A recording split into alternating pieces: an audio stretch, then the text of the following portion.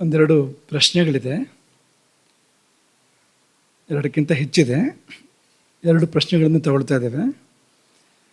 ಸ್ಮಿತಾ ಭಟ್ ಕೇಳಿರೋ ಪ್ರಶ್ನೆ: ನಾನು ಸಾಕು ಎಂದು ಬಿಟ್ಟಿರುವ ಆಹಾರವನ್ನು ನನ್ನ ತಂದೆ ಸೇವಿಸುತ್ತಾರೆ, ಅದು ಅವರಿಗೆ ವಿಷವೇ ಅಥವಾ ಅದ್ವೈತವೇ? ಪ್ರಶ್ನೆ ಕೇಳೋಕ್ಕೆ ಕಾರಣ ಏನಂದರೆ, ಒಮ್ಮೆ ಕಚ್ಚಿ ಬಿಟ್ಟ ಆಹಾರವನ್ನು ಮತ್ತೆ ಸೇವಿಸಬಾರದು ಎಂದಿರುವುದಕ್ಕಾಗಿ.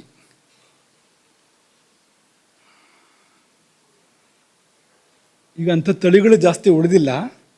ಆದರೆ ಹಳೆಯ ತಾಯಂದಿರನ್ನ ಕೇಳಿದರೆ, ಮಹಿಳೆಯರನ್ನ ಕೇಳಿದರೆ, ವಯಸ್ಸಾದವ್ರನ್ನ ಕೇಳಿದರೆ ಅವ್ರು ಹೇಳ್ತಾರೆ, ಗಂಡ ಊಟ ಮಾಡಿದ ನಂತರ ತಾನು ಹೆಂಡತಿ ಊಟ ಮುಂದುವರಿಸೋದನ್ನು ತನ್ನ ಅತ್ತೆಯೋ ಅಮ್ಮನೋ ಅಜ್ಜಿಯೋ ಮಾಡ್ತಾ ಇದ್ದಿದ್ದನ್ನೆಲ್ಲ ಪ್ರಸ್ತಾಪ ಮಾಡ್ತಾರೆ. ಅವರು ಹೇಳಿಕೊಡ್ತಾ ಇದ್ರು ಕೂಡ ಅದನ್ನು ಅದೇ ರೀತಿಯಲ್ಲಿ. ಯಾಕೆಂದರೆ ಗಂಡ ಹೆಂಡರ ಮಧ್ಯೆ ಎಂಜಲಿಲ್ಲ, ಅದು ಎರಡಲ್ಲ, ಒಂದೇ ಅಂತ ಆಗದಿದ್ದರೆ ಅದು ಮದುವೆನೇ ಅಲ್ಲ. ಅದು ನಿಜವಾಗಿ ಮದುವೆ ಹೌದು ಅಂತಾದರೆ ಅಲ್ಲೇನು ಭೇದ ಉಳಿದಿರೋದಿಲ್ಲ. ಹಾಗಾಗಿ ಅಲ್ಲಿ ಎಂಜಲಿನ ಪ್ರಶ್ನೆ ಇಲ್ಲ. ಇದನ್ನು ಸಣ್ಣವ್ರಿಗೆ ಹೇಳಿಕೊಡುವಾಗ ಜೊತೆಯಲ್ಲಿ ಹೇಳ್ತಾ ಇದ್ದಿದ್ದೇನೆಂದರೆ, ಮಕ್ಕಳ ಎಂಜಲನ್ನು ತಿನ್ನಬೇಡ. ಗಂಡ ಹೆಂಡತಿ ಮಧ್ಯೆ ಎಂಜಲಿಲ್ಲ, ಆದರೆ ಅವರದ್ದೇ ಮಕ್ಕಳ ಎಂಜಲನ್ನು ಅವರು ತಿನ್ನಬಾರ್ದು. ಯಾಕೆಂದರೆ ಅದು ಬೇರೆಯೇ. ಅವ್ರದ್ದು ಮುಂದೆ ಮತ್ತೊಂದು ಸಂಸಾರ ಆಗತ್ತೆ, ಅದು ಗಂಡಾಗಲಿ ಹೆಣ್ಣಾಗಲಿ ಅವ್ರದ್ದೇ ಆದ ಸಂಸಾರ ಆಗತ್ತೆ. ಮುಂದೆ ಅಲ್ಲೊಂದು ಅದ್ವೈತ ಏರ್ಪಡುತ್ತೆ, ಅದು ಬೇರೆ ವಿಷಯ. ಅದು ಆದರೆ ಇವರ ಜೊತೆಗೆ ಆ ಬಗ್ಗೆ ಅದ್ವೈತ ಏರ್ಪಡೋದಿಲ್ಲ. ಕಾಡಿಗೆ ಹೊರಟು ನಿಂತಾಗ ರಾಮ ಸೀತೆ ತಾನು ಬರ್ತೇನೆ ಅಂತ ಹೇಳ್ತಾಳೆ. ರಾಮ ಒಪ್ಕೊಳ್ಳೋದಿಲ್ಲ. ಸೀತೆ ಬರ್ತೇನೆ ಅಂತ ಹಠ ಹಿಡಿಯುವಾಗ ಆಡುವ ಒಂದು ಮಾತು, ಭರ್ತೃರ್ಭಾಗ್ಯಂತೂ ಭಾರ್ಯ ಈಕ ಅಂತ. ಗಂಡನ ಪಾಪ ಪುಣ್ಯಗಳನ್ನು ಯಾರಾದರೂ ಅನುಭವಿಸೋದಾದರೆ ಅದು ಹೆಂಡತಿ ಅಂತ. ನೇರವಾಗಿ ಗಂಡನ ಜಾತಕದ ಯೋಗಗಳು ಹೆಂಡತಿಗೆ ಬರ್ಬೋದು, ಹೆಂಡತಿ ಜಾತಕದ ಯೋಗಗಳು ಗಂಡನಿಗೆ ಬರ್ಬೋದು. ಈ ತರಹ ಉಳಿದವ್ರಿಗೆ ಆಗತ್ತೆ ಅಂತಿಲ್ಲ. ಅಲ್ಲೂ ಇದೆ ಆಂಶಿಕವಾಗಿ, ಆದರೆ ಈ ತರಹ ಆಗತ್ತೆ ಅಂತ ಇಲ್ಲ ಅದು ಅಂತ. ಹಾಗಾಗಿ ಆ ಅದ್ವೈತ ತಂದೆ ಮಕ್ಕಳ ಮಧ್ಯೆ ಇರ್ಲಿಕ್ಕೆ ಸಾಧ್ಯ ಇಲ್ಲ, ಆ ರೀತಿಯ ಅದ್ವೈತ. ಹಾಗಾಗಿ ಅಲ್ಲಿ ಎಂಜಲನ್ನು ಪಾಲಿಸಬೇಕಾಗತ್ತೆ. ಹಾಗಾಗಿ ತಂದೆ ಎಂಜಲನ್ನು ಮಕ್ಕಳು ತಿನ್ನೋದಾಗಲಿ, ಮಕ್ಕಳ ಎಂಜಲನ್ನು ತಂದೆ ತಾಯಿಗಳು ತಿನ್ನೋದಾಗಲಿ ಮಾಡಬಾರ್ದು. ಹಾಗಾಗಿ ನೀನು ಸ್ಮಿತಾ ಆದಷ್ಟು ಅದಕ್ಕೆ ಅವಕಾಶ ಕೊಡಬೇಡ. ನಿನ್ನ ಎಂಜಲು ತಂದೆ ತಿನ್ನೋ ತರಹ ಮಾಡಬೇಡ. ಇನ್ನೊಂದು ಹರ್ಷಿತಾ, ರಾಜರಾಜೇಶ್ವರಿ ಗುರುಕುಲ ಕೇಳಿದ ಪ್ರಶ್ನೆ: ಹಿಂದಿನ ಯುಗಗಳಲ್ಲಿ ಆಗುವ ಮಹಾ ಅನರ್ಥಗಳನ್ನು ತಡೆಯಲು ಅವತಾರ ಪುರುಷರು ಆಗಮಿಸಿದ್ದರು. ಕೃತ, ತ್ರೇತ, ದ್ವಾಪರ ಯುಗಗಳಲ್ಲೆಲ್ಲ ಅವತಾರ ಪುರುಷರು ಬಂದು ಧರ್ಮೋದ್ಧಾರವನ್ನು ಮಾಡಿದರು. ಪರಿತ್ರಾಣಾಯ ಸಾಧೂನಾಂ ವಿನಾಶಾಯ ಚ ದುಷ್ಕೃತಾಂ ಧರ್ಮ ಸಂಸ್ಥಾಪನಾರ್ಥಾಯ ಅದನ್ನು ಮಾಡಿದರು. ಈ ಕಲಿಯುಗದಲ್ಲಿ ಆಗುತ್ತಿರುವ ಅನರ್ಥಗಳು ನಿಲ್ಲುವುದು ಯಾವಾಗ? ಯಾರಾದರೂ ಈ ಯುಗದಲ್ಲಿ ಅವತಾರ ತಾಡುತ್ತಾರೆಯೇ ಎನ್ನುವ ಒಂದು ಪ್ರಶ್ನೆ. ತಾಡುತ್ತಾರೆ ಅನ್ನೋದು ಉತ್ತರ. ಅದಕ್ಕೆ ತಾಳಿದ್ದಾರೆ. ಕಲಿಯುಗ ಪ್ರಾರಂಭ ಆದ ನಂತರ ಅನೇಕ ಅವತಾರ ಪುರುಷರ ಬಗ್ಗೆ ನಾವು ಈಗಲೇ ಕೇಳ್ತೇವೆ.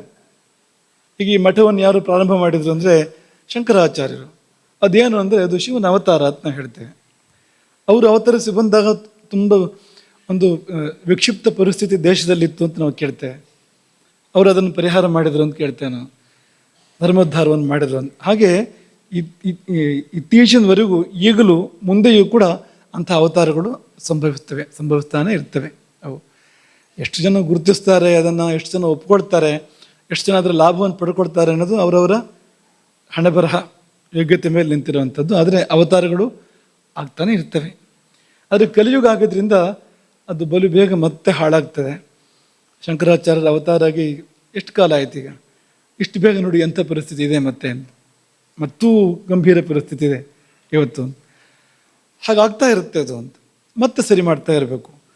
ಒಂದು ಹಂತ ಬಂದಾಗ, ಕಲಿಯುಗದ ಕೊನೆ ಭಾಗ ಬಂದಾಗ, ಈ ತೇಪೆ ಹಾಕಿ ಹಾಕಿ ಸಾಕು ಅಂತ ದೇವರಿಗೂ ಕಂಡಾಗ, ಕೊಡ ತೂತಾದಾಗ ತೇಪೆ ಹಾಕೋದಲ್ವಾ?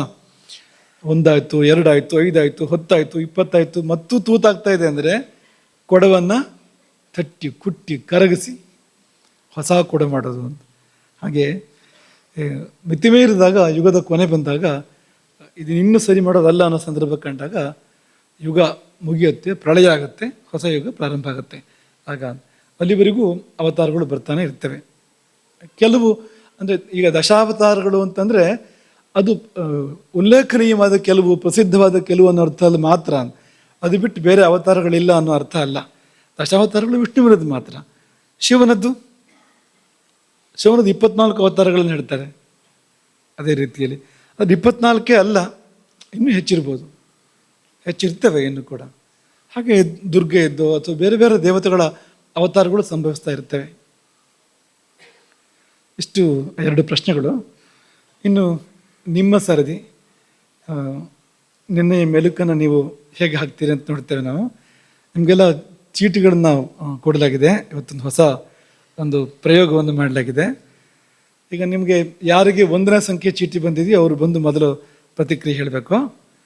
1ನೇ ಸಂಖ್ಯೆ ಚೀಟಿ ಬಂದವರು ನೀವು ಪ್ರಾರಂಭ ಮಾಡುವಾಗ 1 ಅಂತ ಹೇಳಿ ಪ್ರಾರಂಭ ಮಾಡಿ. ಯಾಕೆಂದರೆ 2ನೇ ಚೀಟಿಯವರು ಸಿದ್ಧ ಆಗ್ತಾರೆ, ಅವ್ರು ನಿಮ್ಮ ಹಿಂದೆ ಬಂದು ನಿಂತ್ಕೊಳ್ತಾರೆ ಅವರು, ಅಥವಾ ನಿಮ್ಮ ಹತ್ರ ಬಂದು ನಿಂತ್ಕೊಳ್ತಾರೆ ಅವರು. ಹಾಗಾಗಿ ಯಾರು 5ನೇ ಚೀಟಿಯವನು ಶುರು ಮಾಡಬೇಕಾದ್ರೆ 5 ಅಂತ ಹೇಳಿ ಶುರು ಮಾಡಬೇಕು. 6ನೇವನು ಸಿದ್ಧ ಆಗ್ತಾನೆ. ಹಾಗೆ ಎಷ್ಟು ಸಾಧ್ಯವಷ್ಟು ಒಂಚೂರು ಹೊತ್ತು ಮೆಲುಕು ಹಾಕೋಣ. 2ನೇ ಸಂಖ್ಯೆ ಯಾರಿದ್ದು? ಸಿದ್ಧ ಇರಿ. ಚೀಟಿ ಸಂಖ್ಯೆ 1. ಅಮೃತಪಾನದಿಂದ 15 ದಿನದ ಒಳಗೆ ಮೃತ್ಯುವನ್ನು ಗೆಲ್ಲುತ್ತಾನೆ. ಹಠಯೋಗ ಪ್ರದೀಪಿಕ ಹೇಳುತ್ತೆ. ಅಮೃತಪಾನದಿಂದ ಮೃತ್ಯುವನ್ನು ಗೆಲ್ಲುತ್ತಾನೆ, ಸರಿ ಇದೆ.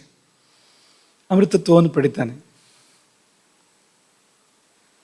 ಅಮೃತಪಾನದ ಸ್ಥಿತಿಗೆ ಬಂದವನು ಶಸ್ತ್ರಾಸ್ತ್ರದಿಂದ ಅವಧ್ಯನಾಗುತ್ತಾನೆ. ಶಸ್ತ್ರಗಳಿಂದ ಅವಧ್ಯನಾಗ್ತಾನೆ. ಯಾರು ಖೇಚರಿ ಮುದ್ರೆಯ ಮೂಲಕವಾಗಿ ಅಥವಾ ಯಾವುದೇ ರೀತಿಯಿಂದ ಅಮೃತಪಾನ ಮಾಡಿರ್ತಾನೆ ಅವನು ಅವಧ್ಯನಾಗ್ತಾನೆ. ಸಂಖ್ಯೆ ಹೇಳ್ಕೊಂಡು ಹೇಳು. ಚೀಟಿ ಸಂಖ್ಯೆ 4. ಗೋವಿನ ಇನ್ನೊಂದು ಅರ್ಥ ನಾಲಿಗೆ. ಗೋ ಶಬ್ದಕ್ಕೆ ನಾಲಿಗೆ, ವಾಕ್ ಅಂತ ಅರ್ಥ ಇದೆ, ನಾಲಿಗೆ ಅಂತ ಅಲ್ಲಿಗೆ ಬಂದು ತಲುಪಿಡುತ್ತೆ ಅಂತ. ಚೀಟಿ ಸಂಖ್ಯೆ 5. ಅಗ್ನಿ ಪ್ರಜ್ವಲಿತವಾದರೆ ಅಮೃತ ಮಳೆಯಾಗುತ್ತದೆ. ಆರಾಮಾಗಿ ಹೇಳುದು. ಅಗ್ನಿ ಪ್ರಜ್ವಲಿತವಾದರೆ ಅಮೃತ ಮಳೆಯಾಗುತ್ತದೆ. ಅಗ್ನಿ ಪ್ರಚೋದಿತವಾದಾಗ ಅಮೃತವೃಷ್ಟಿ ನಮ್ಮೊಳಗೆ ಏರ್ಪಡುತ್ತೆ, ನಮ್ಮೊಳಗೆ ಸಂಭವಿಸುತ್ತೆ. ಚೀಟಿ ಸಂಖ್ಯೆ 6. ಹಸಿವು ಎಂಬುದು ಅಭಿವ್ಯಕ್ತಿ, ಅದು ತುಂಬ ಶ್ರೇಷ್ಠ. ಹಸಿವು ಎಂಬುದು ಅಭಿವ್ಯಕ್ತಿ, ಅದು ತುಂಬ ಶ್ರೇಷ್ಠ. ಶ್ರೇಷ್ಠವೇ, ಏನಾದ್ರು ಸಿಗಬೇಕು ಆದಾಗ, ಹಾಗೆ ಶ್ರೇಷ್ಠ.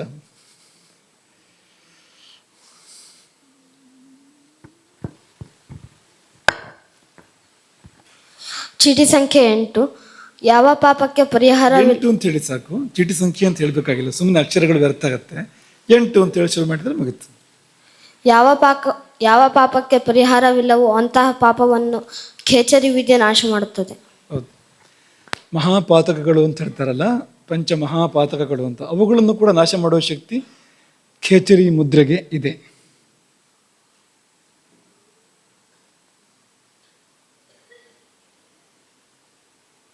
ಪ್ರಶ್ನೆ ಇದೆ, ಅನ್ನವನ್ನು ಬಿಟ್ಟಿದ್ರೆ ವ್ಯರ್ಥ.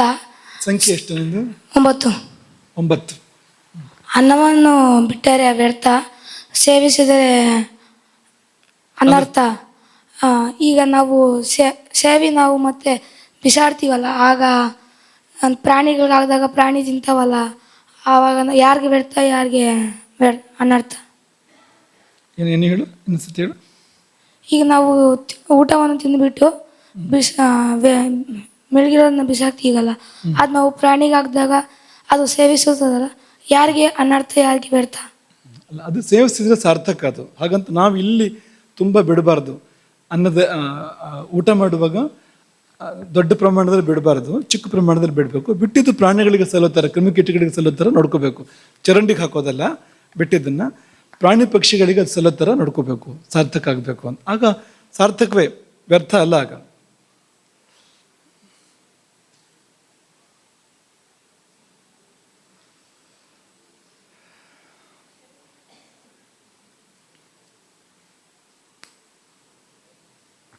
ಶರೀರಕ್ಕೆ ಅಗ್ನಿಶಕ್ತಿ ಇಲ್ಲ ಅಂದರೆ ಕಿಟ್ಟಬೇಕು. ಶರೀರಕ್ಕೆ ಅಗ್ನಿಶಕ್ತಿ ಇಲ್ಲ ಅಂದರೆ ಕಿಟ್ಟಬೇಕು. ಕಿಟ್ಟಬೇಕು. ಕಿಟ್ಟಬೇಕು ಅಂದ್ರೇನು? ಬಿಡಿಸಿ ಹೇಳು. ಶರೀರಕ್ಕೆ ಅಗ್ನಿಶಕ್ತಿ ಇಲ್ಲ ಅಂದರೆ ಕಿಟ್ಟಬೇಕು. ಕಿಟ್ಟಬೇಕು. ಕಿಟ್ಟ ಬೇಡ. ಬೇಡದಿರೋದಕ್ಕೆ ಕಿಟ್ಟ ಅಂತ ಹೆಸರು. ಸಾರ ಕಿಟ್ಟ ಅಂತ ಎರಡು ಭಾಗ ಆಹಾರದಲ್ಲಿ. ಅದರಲ್ಲಿ ಸಾರ ಅನ್ನೋದು ಬೇಕಾಗುವಂಥದ್ದು, ಕಿಟ್ಟ ಅನ್ನೋದು ಬೇಡವಾಗಿರೋದು. ಅಗ್ನಿ ಆ ಕಿಟ್ಟವನ್ನು ಬೇರೆ ಮಾಡಿ ಹೊರಗೆ ಕಳ್ಸೋಕ್ಕೆ ವ್ಯವಸ್ಥೆ ಮಾಡಿಕೊಡುತ್ತೆ. ಅಗ್ನಿ ಚೆನ್ನಾಗಿ ಇಲ್ಲದೆ ಇದ್ದರೆ, ಜೀರ್ಣಶಕ್ತಿ ಚೆನ್ನಾಗಿ ಇಲ್ಲದೆ ಇದ್ದರೆ ಬೇಕಾಗಿರೋದು ಕೂಡ ಹೊರಗೆ ಹೋಗ್ತಾ ಇರುತ್ತೆ. ಇಷ್ಟು ಅದ್ರ ವಿಷಯ.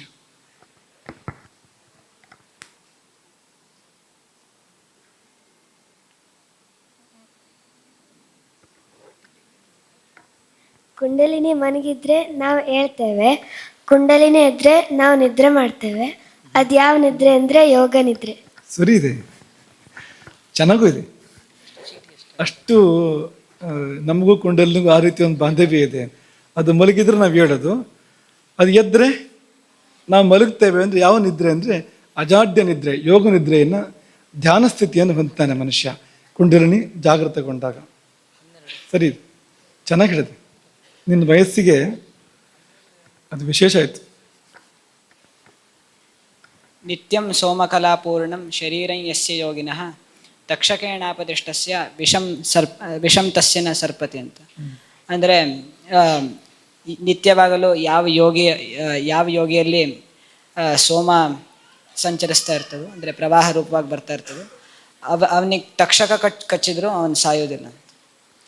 ನಮ್ಮೊಳಗಿನ ಚಂದ್ರಮಂಡಲದಿಂದ ಸುರಿಯುವ ಅಮೃತವನ್ನು ಯಾರು ಸದುಪಯೋಗ ಮಾಡಿ ತನ್ನ ಇಡೀ ಶರೀರ, ಮನಸ್ಸು ಎಲ್ಲಕ್ಕೂ ಅದನ್ನು ಅದು ಅಪ್ಲಾವಿತವಾಗುವಂತೆ ಮಾಡ್ಕೊಳ್ತಾನೋ ಅವನಿಗೆ ತಕ್ಷಕ ಕಚ್ಚುರು ಏನಾಗೋದಿಲ್ಲ, ವಿಷ ಅವನನ್ನು ಏನು ಮಾಡೋದಿಲ್ಲ ಅನ್ನೋ ಅರ್ಥದಲ್ಲಿ ಹೇಳ್ತಾ ಇರುವಂಥದ್ದು. ಅದು ಯಾಕೆಂದ್ರೆ ಅಮೃತ ಕುಡ್ದಿರ್ತಾನೆ ಅಂತ. ಹೀಗೆ ಹಿಡ್ಕೊ, ಅಡ್ಡ ಹಿಡ್ಕೊ, ಅಡ್ಡ ಹಿಡ್ಕೊ. ಸಂಖ್ಯೆ 12. ನೀವು ಸವಿತಾ ಅಂದಿದ್ರಿ, ಸಂಸ್ಕೃತದಲ್ಲಿ ಪುಲ್ಲಿಂಗ ಅಂತ, ಮತ್ತು ಸವಿತಾದ ಅರ್ಥ ಸೂರ್ಯ. ಸರಿ. ಹೆಸರು ಇಡುವಾಗ ಕೆಲವು ಸರಿ ಏನಾಗುತ್ತೆ ಅಂದರೆ ಹೆಣ್ಮಕ್ಳಿಗೂ ಹೆಸರು ಇಡ್ತಾ ಇದ್ದಾರೆ, ಇಡಬೇಕಾಗಿದ್ದು ಪುರುಷರಿಗೆ ಆ ಹೆಸರನ್ನು, ಸವಿತಾ ಅನ್ನೋದು. ಪುಲ್ಲಿಂಗ, ಅರ್ಥ ಕೂಡ ಸೂರ್ಯ ಅಂತ. ಅದು ಪುನ್ ದೇವತೆ, ಪುರುಷ ದೇವತೆ.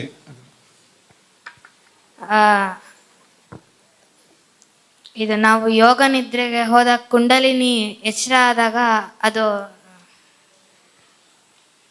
ಸುಷುಮ್ನ ನಾಡಿ ಹಿಡಿದಿಟ್ಕೊಂಡಿರುತ್ತೆ. ಅದನ್ನು ತೆಗೆದು ಅದರೊಳಗಡೆ ಹೋಗುತ್ತೆ, ಆ ದ್ವಾರದೊಳಗಡೆ ಹೋಗಿ ಕೊನೆಗೆ ಅದು ಮೇಲೆ ಬಂದು ಸೋಮಪಾನವನ್ನು ಮಾಡಿ ಆಮೇಲೆ ಎಲ್ಲ ಜೀವಕ್ಕೂ ಕೊಡುತ್ತೆ. ಸರಿಯಾಗಿ ಹೇಳಿದೆಯೇ. ಅದು ಮಲಗಿದ್ದಾಗ ಸುಷುಮ್ನಾ ನಾಡಿಯ ದ್ವಾರವನ್ನು ಕಚ್ಚಿಕೊಂಡು ಮಲಗಿರುತ್ತೆ. ಅದರ ಬಾಯೊಳಗಿರುತ್ತೆ ಸುಷುಮ್ನಾ ದ್ವಾರ, ಹಾಗಾಗಿ ಒಳಗೆ ಯಾರು ಹೋಗೋಕ್ಕೆ ಸಾಧ್ಯನೇ ಇಲ್ಲ, ದ್ವಾರ ಬಂಧ ಆಗಿರುತ್ತೆ. ಎಚ್ಚರ ಆದಾಗ ಅದು ಆ ಕಚ್ಕೊಂಡಿದ್ದನ್ನು ಬಿಟ್ಟು ತಾನೇ ಅದರೊಳಗೆ ಹೋಗುತ್ತೆ. ವ್ಯತ್ಯಾಸ ಏನು ಅಂದರೆ, ಕುಂಡಲಿನಿ ಮಲಗಿದ್ದಾಗ ಅದರ ಬಾಯಲ್ಲಿ ಸುಷುಮ್ನಾ, ಅದರೊಳಗೆ ಸುಷುಮ್ನಾ, ಎಚ್ಚರ ಆದಾಗ ಸುಷುಮ್ನಾದೊಳಗೆ ಕುಂಡಲಿನಿ. ಇಷ್ಟು ವ್ಯತ್ಯಾಸ ಬರುತ್ತೆ ಅದಕ್ಕೂ. ಯಾರು ಅಮೃತಪಾನ ಮಾಡುತ್ತಾರೋ ಅವರಿಗೆ ಮೃತ್ಯುವಿನ ಭಯವಿಲ್ಲ. ಸರಿ ಇದೆ.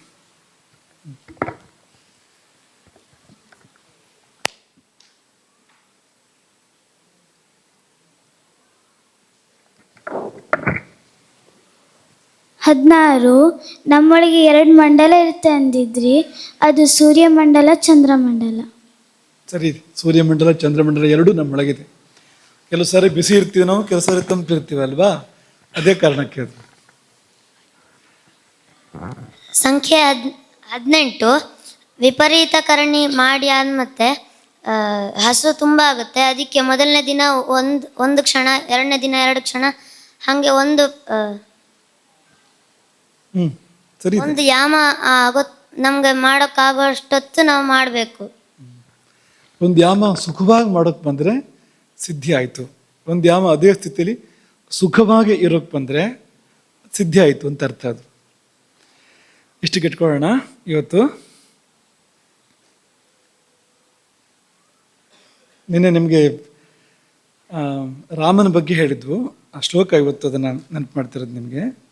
ಅದು ಎಷ್ಟು ದೊಡ್ಡದಿತ್ತು ದುಂದುಭಿಯ ಅಸ್ಥಿಪಂಜರ ಅಂದರೆ ಗಿರಿಕೂಟೋಪಮೋ ಮಹಾನ್, ಗಿರಿಕೂಟದಷ್ಟು ದೊಡ್ಡದಾಗಿತ್ತು. ಗಿರಿಕೂಟೋಪಮೋ ಮಹಾನ್ ಅನ್ನೋದು ರಾಮಾಯಣದ ಉಲ್ಲೇಖ. ಅದನ್ನು ಎತ್ತೋಕ್ಕೆ ವಾಲಿ ಸ್ವಲ್ಪ ಕಷ್ಟಪಟ್ಟು ಎತ್ತಾ ಇದ್ದಂತೆ ಯಕ್ಷಗಾನದ ಪದ್ಯ ಇದೆ, ನಿನ್ನೆ ಚೂರು ಹೇಳಿದ್ವಲ್ವಾ. ದುಂದುಭಿಯ ಒಡಲ ಧರೆಯಿಂದ ಲಮರೇಂದ್ರ ಸುತ ಒಂದು ಮೊಳವನು ಸಾಹಸದಿಂದಲೆತ್ತುವನು. ಸುಗ್ರೀವನ ಮಾತು ಇದು ರಾಮನಿಗೆ. ದುಂದುಭಿಯ ಒಡಲು ಅಂದರೆ ಅಸ್ಥಿಪಂಜರ. ದುಂದುಭಿಯ ಒಡಲ ಧರೆಯಿಂದಲಿ ಅಮರೇಂದ್ರ ಸುತ. ಯಾರು ಅಮರೇಂದ್ರ ಸುತ? ವಾಲಿ, ಇಂದ್ರನ ಮಗ ಅಲ್ವಾ. ಧರೆಯಿಂದ ಅಮರೇಂದ್ರ ಸುತ ಒಂದು ಮೊಳವನು ಸಾಹಸದಿಂದಲೆತ್ತುವನು. ಸಾಹಸದಿಂದ ಒಂದು ಮೊಳ ಎತ್ತುತ್ತಾನೆ ವಾಲಿ ಅಂತ ಯಕ್ಷಗಾನದ ಪದ.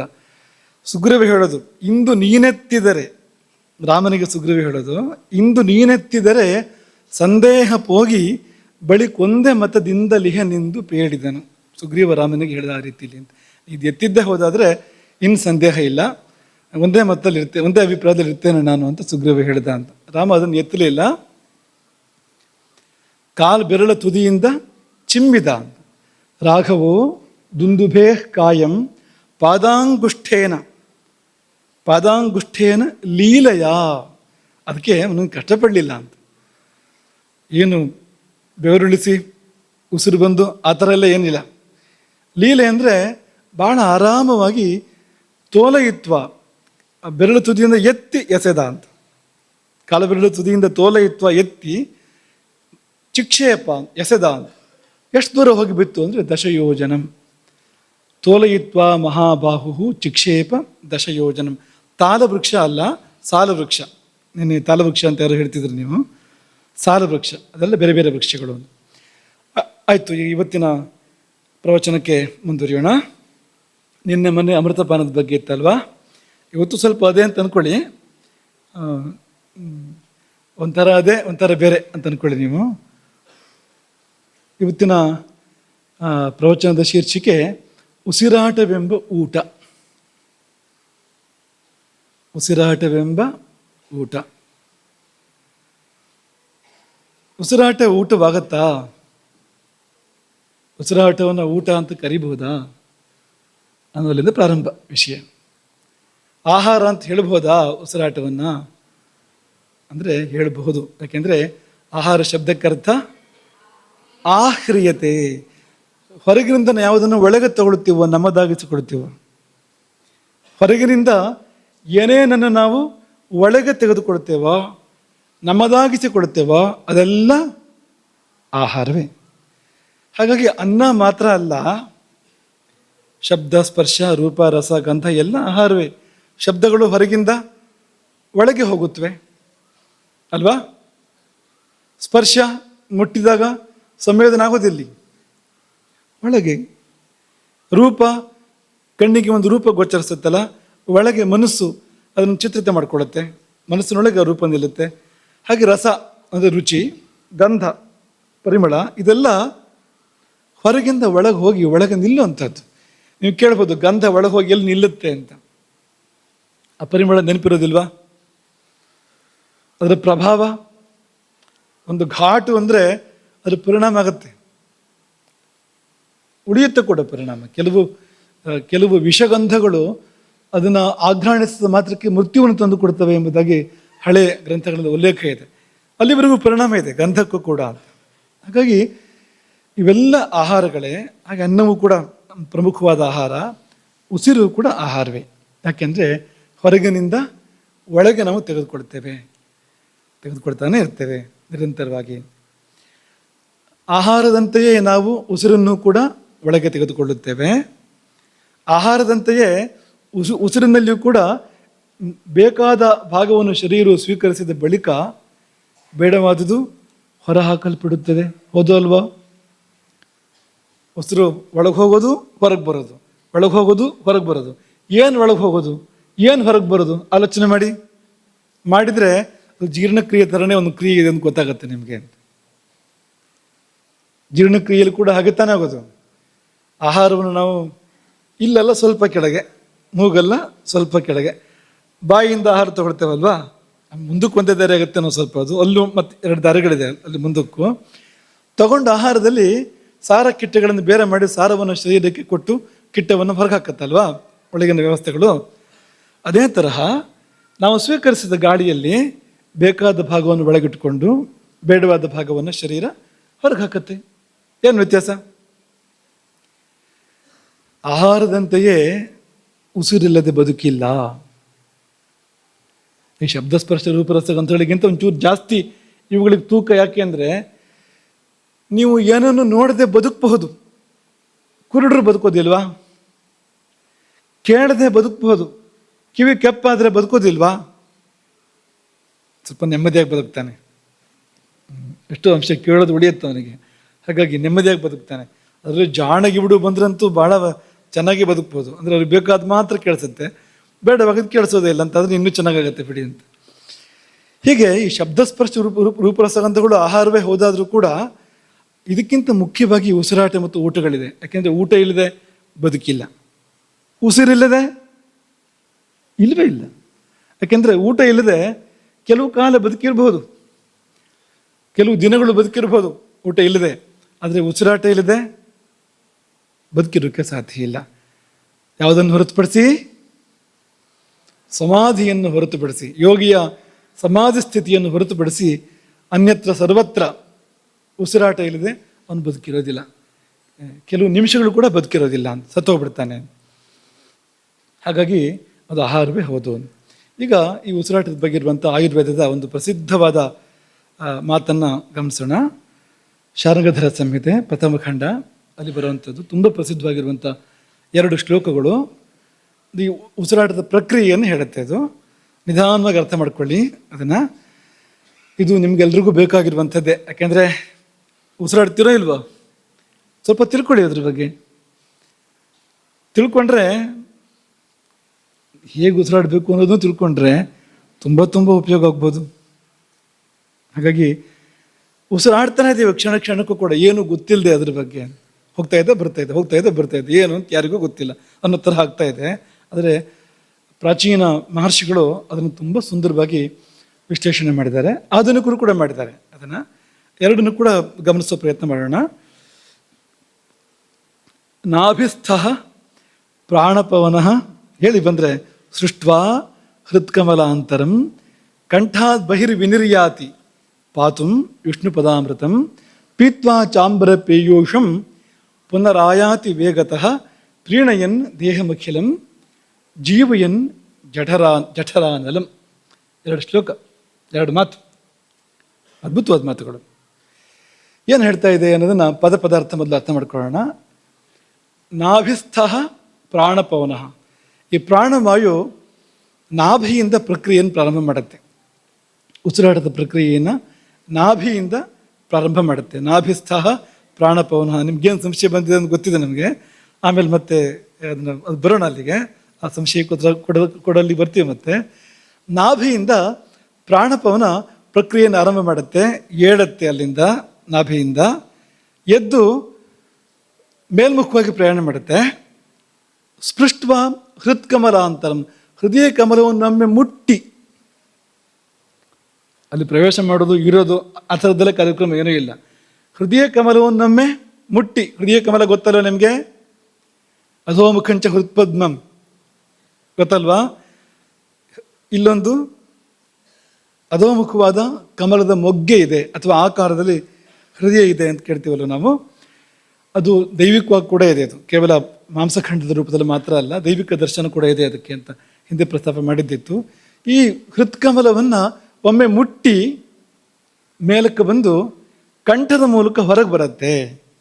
ಕಂಠಾತ್ ಬಹಿರ್ವಿನಿರ್ಯಾತಿ, ಕಂಠದಿಂದ ಹೊರಗೆ ಬರುತ್ತೆ. ಯಾವುದು? ಪ್ರಾಣವಾಯು ಹೊರಗೆ ಬರುತ್ತೆ. ಹೊರಗೆ ಯಾಕೆ ಬರುತ್ತೆ ಅಂದರೆ ಪಾತುಂ ವಿಷ್ಣು ಪದಾಮೃತಂ, ವಿಷ್ಣು ಪದದಲ್ಲಿ ಲಭ್ಯವಾಗುವಂಥ ಅಮೃತವನ್ನು ಪಾನ ಮಾಡೋ ಸಲುವಾಗಿ ಹೊರಗೆ ಬಂತು. ವಿಷ್ಣು ಪದ ಅಂದರೆ ಏನು? ಆಕಾಶ. ವಿಷ್ಣು ಪದ ಎಂದರೆ ಆಕಾಶಕ್ಕೆ ಮತ್ತೊಂದು ಶಬ್ದ ಅದು. ಹಾಗಾಗಿ ಆಕಾಶದಲ್ಲಿ ಒಂದು ಅಮೃತ ಇದೆ. ಈ ಬಾಹ್ಯಾಕಾಶ ಇದೆಯಲ್ಲ, ಇಲ್ಲೂ ಕೂಡ ಒಂದು ಅಮೃತ ಇದೆ. ಏನದು ಅಮೃತ? ಶುದ್ಧ ಗಾಳಿ. ಅಮೃತ ಅಲ್ಲದೆ ಮತ್ತೇನೇ ಸತ್ತೋಗ್ತಾರೆ ಅದು ಸಿಗದೇ ಇದ್ರೆ. ಅದು ಸಿಕ್ಕಿದ್ರೆ ನಾವು ಬದುಕ್ತೀವಿ, ಅಮೃತ. ಸತ್ತಿಲ್ಲ ಅಂತ ಆಗ್ತೀವಿ ನಾವು, ಸಿಗದೇ ಇದ್ರೆ ಮೃತ ಅಂತ ಆಗ್ತೀವಿ. ಎಷ್ಟು ವ್ಯತ್ಯಾಸ ಇದೆ. ಹಾಗಾಗಿ ವಿಷ್ಣು ಪದದಲ್ಲಿ ಆಕಾಶದಲ್ಲಿ ಇರುವಂಥ ಅಮೃತವನ್ನು ಕುಡಿಯುವ ಸಲುವಾಗಿ ಅದು ಹೊರಗೆ ಬರುತ್ತೆ, ಪ್ರಾಣವಾಯು ಹೊರಗೆ ಬರುತ್ತೆ, ಅದು ನಿಶ್ವಾಸ. ಹೊರಗೆ ಬಂದ ಪ್ರಾಣವಾಯು ಪೀತ್ವಾ ಚಾಂಬರ ಪೀಯೂಷಂ. ಹೊರಗೆ ಬಂದ ಪ್ರಾಣವಾಯು ಅಂಬರ ಪೀಯೂಷವನ್ನು. ಅಂಬರ ಪೀಯೂಷ ಅಂದರೆ ಆಕಾಶದ ಅಮೃತ. ಅಂಬರ ಪೀಯೂಷ, ಆಕಾಶದ ಅಮೃತ. ಏನದು? ಗಾಳಿ, ಶುದ್ಧ ಗಾಳಿ. ಆ ಶುದ್ಧ ಗಾಳಿಯನ್ನು ಪೀತ್ವಾ, ಕುಡಿದು, ಪುನರಾಯಾತಿ ವೇಗತಃ, ಬೇಗ ಬೇಗ ವಾಪಸ್ ಬರುತ್ತಂತೆ. ಯಾಕೆಂದರೆ ಆಸಾಮಿಗೆ ಹೋಗ್ಬಿಡ್ತಾನೆ, ಬೇಗ ಬೇಗ ಬರದೇ ಇದ್ರೆ. ನಿಧಾನಕ್ಕೆ ಬಂದು ಒಂದು ಊಟ ಮಾಡಿ ನಿದ್ದೆ ತೆಗೆದು ಬರ್ತೀನಿ ಅಂತಂದರೆ ಇಲ್ಲಿ ಇವನು ಇರೋದಿಲ್ಲ, ಜನ ಇರೋದಿಲ್ಲ. ಹಾಗಾಗಿ ವೇಗತಃ, ಕೂಡಲೇ ವಾಪಸ್ ಬರುತ್ತೆ ಅದು. ಪೀತ್ವಾ ಚಾಂಬರ ಪೀಯೂಷಂ ಪುನರಾಯಾತಿ ವೇಗತಃ, ಕುಡಿದು ವಾಪಸ್ ಬರುತ್ತಲ್ಲ, ಬರ್ತಾ ಏನು ಮಾಡುತ್ತೆ ಅಂದರೆ ಪ್ರೀಣಯನು ದೇಹಮಖಿಲಂ, ಇಡೀ ದೇಹವನ್ನು ತಂಪು ಮಾಡುತ್ತೆ, ಇಡೀ ದೇಹಕ್ಕೆ ಒಂದು ಸೌಖ್ಯವನ್ನು ಕೊಡುತ್ತೆ. ಅದು ಒಂದು ಉಸಿರು ತಗೊಂಡ್ರೆ ಒಂದ್ಸಲ ಹಾಯ್ ಅಂತ ಆಗುತ್ತೋ ಇಲ್ವೋ? ಸಂಶಯ ಇದು, ಒಂಚೂರು ಉಸಿರು ತಗೊಳ್ಳದೇ ಇದ್ದು ನೋಡಿ, ಆಮೇಲೆ ತಗೊಳ್ಳಿ ಉಸಿರನ್ನು, ಗೊತ್ತಾಗತ್ತೆ ನಿಮ್ಗೆ. ಈಗ ಅಭ್ಯಾಸ ಆಗೋಗಿದೆ, ಗೊತ್ತಾಗ್ತಾ ಇಲ್ಲ. ಒಂಚೂರು ಉಸಿರು ಕಟ್ಟಿ ಆಮೇಲೆ ಉಸಿರು ತಗೊಳ್ಳಿ, ಪೂರ್ತಿ ಹಾಯಾಗುತ್ತೋ ಎಲ್ಲ ನೋಡಿ ಒಂದ್ಸರ್ತಿ. ಹಾಗೆ ಪ್ರೀಣಯನ್ ದೇಹಮಖಿಲಂ, ದೇಹವೆಲ್ಲವನ್ನು ಕೂಡ ತಂಪಾಗಿಸುತ್ತಾ, ಹಾಯಾಗಿಸುತ್ತಾ ಒಳಗೆ ಬರ್ತಾನೆ ಪ್ರಾಣವಾಯು. ಅಷ್ಟು ಮಾತ್ರ ಅಲ್ಲ, ಜೀವಯನ್ ಜಠರಾನಲಂ, ಜಠರಾನಲವನ್ನು, ಜಠರಾಗ್ನಿಯನ್ನು ಜೀವಯನ್ ಸಚೇತನಗೊಳಿಸ್ತಾನೆ. ಜಠರಾಗ್ನಿಯಲ್ಲಿ ಜೀವ ಸಂಚಾರವನ್ನು ಈ ಪ್ರಾಣವಾಯು ಮಾಡಿಸ್ತದೆ. ಇದು ಮಾತ್ರ ಸ್ವಲ್ಪ ಅರ್ಥ ಆಗಬೇಕು ಅದೇನು ಅಂತ, ಅಲ್ವಾ? ಈ ಉಸಿರು ತಗೊಂಡ್ರೆ ಜಠರಾಗ್ನಿಗೆ ಚೈತನ್ಯ ಬರೋದಾದ್ರೆ ಹೇಗೆ? ಇಲ್ಲಿವರೆಗೆ ಬರೋದು ಉಸಿರು, ಶ್ವಾಸಕೋಶ ಎಲ್ಲಿದೆ? ಜಠರಾಗ್ನಿ ಎಲ್ಲಿದೆ? ಅಲ್ವಾ? ಪ್ರಾಣ ಕೆಳಗೆ ಬರೋ ಹಾಗಿಲ್ಲ ಅಂತ ಬೇರೆ ಮಾತಾಡಾಗಿದೆ ಒಂದು ಸಾರಿ ಇಲ್ಲಿ. ಮತ್ತು ಜಠರಾಗ್ನಿಯನ್ನು ದೀಪನ ಮಾಡೋದು ಹೇಗೆ, ಚೈತನ್ಯವನ್ನು ಕೊಡೋದು ಹೇಗೆ ಅಂದರೆ ಇದನ್ನೆಲ್ಲ ಅರ್ಥ ಮಾಡ್ಕೋಬೇಕು. ಇದೆಲ್ಲ ನಾವೀಗ ಹೇಳಿರುವಂಥದ್ದು ಕೇವಲ ಮೇಲ್ನೋಟದ ಅರ್ಥ, ಕೇಳುವಾಗ ಹೀಗೆ ಅನ್ನಿಸ್ತದೆ ಅಂತಷ್ಟೇ. ಇದು ಇದರ ಪರಮಾರ್ಥ ಅಲ್ಲ, ಇದರ ತಾತ್ಪರ್ಯ ವಿಶೇಷ ಅರ್ಥ ಇದಲ್ಲ. ಇದರ ಸಾಮಾನ್ಯ ಅರ್ಥ ಹೀಗೆ. ಉಸಿರಾಟದ ಒಂದು ಪ್ರಕ್ರಿಯೆ. ಉಸಿರು ಯಾಕೆ ಹೊರಗೆ ಬರುತ್ತೆ ಅಂದರೆ ಅದಕ್ಕೆ ಅಮೃತ ಕುಡಿಬೇಕು ಅಂತಾಗತ್ತೆ, ಹಾಗಾಗಿ ಹೊರಗೆ ಬರುತ್ತೆ ಉಸಿರು.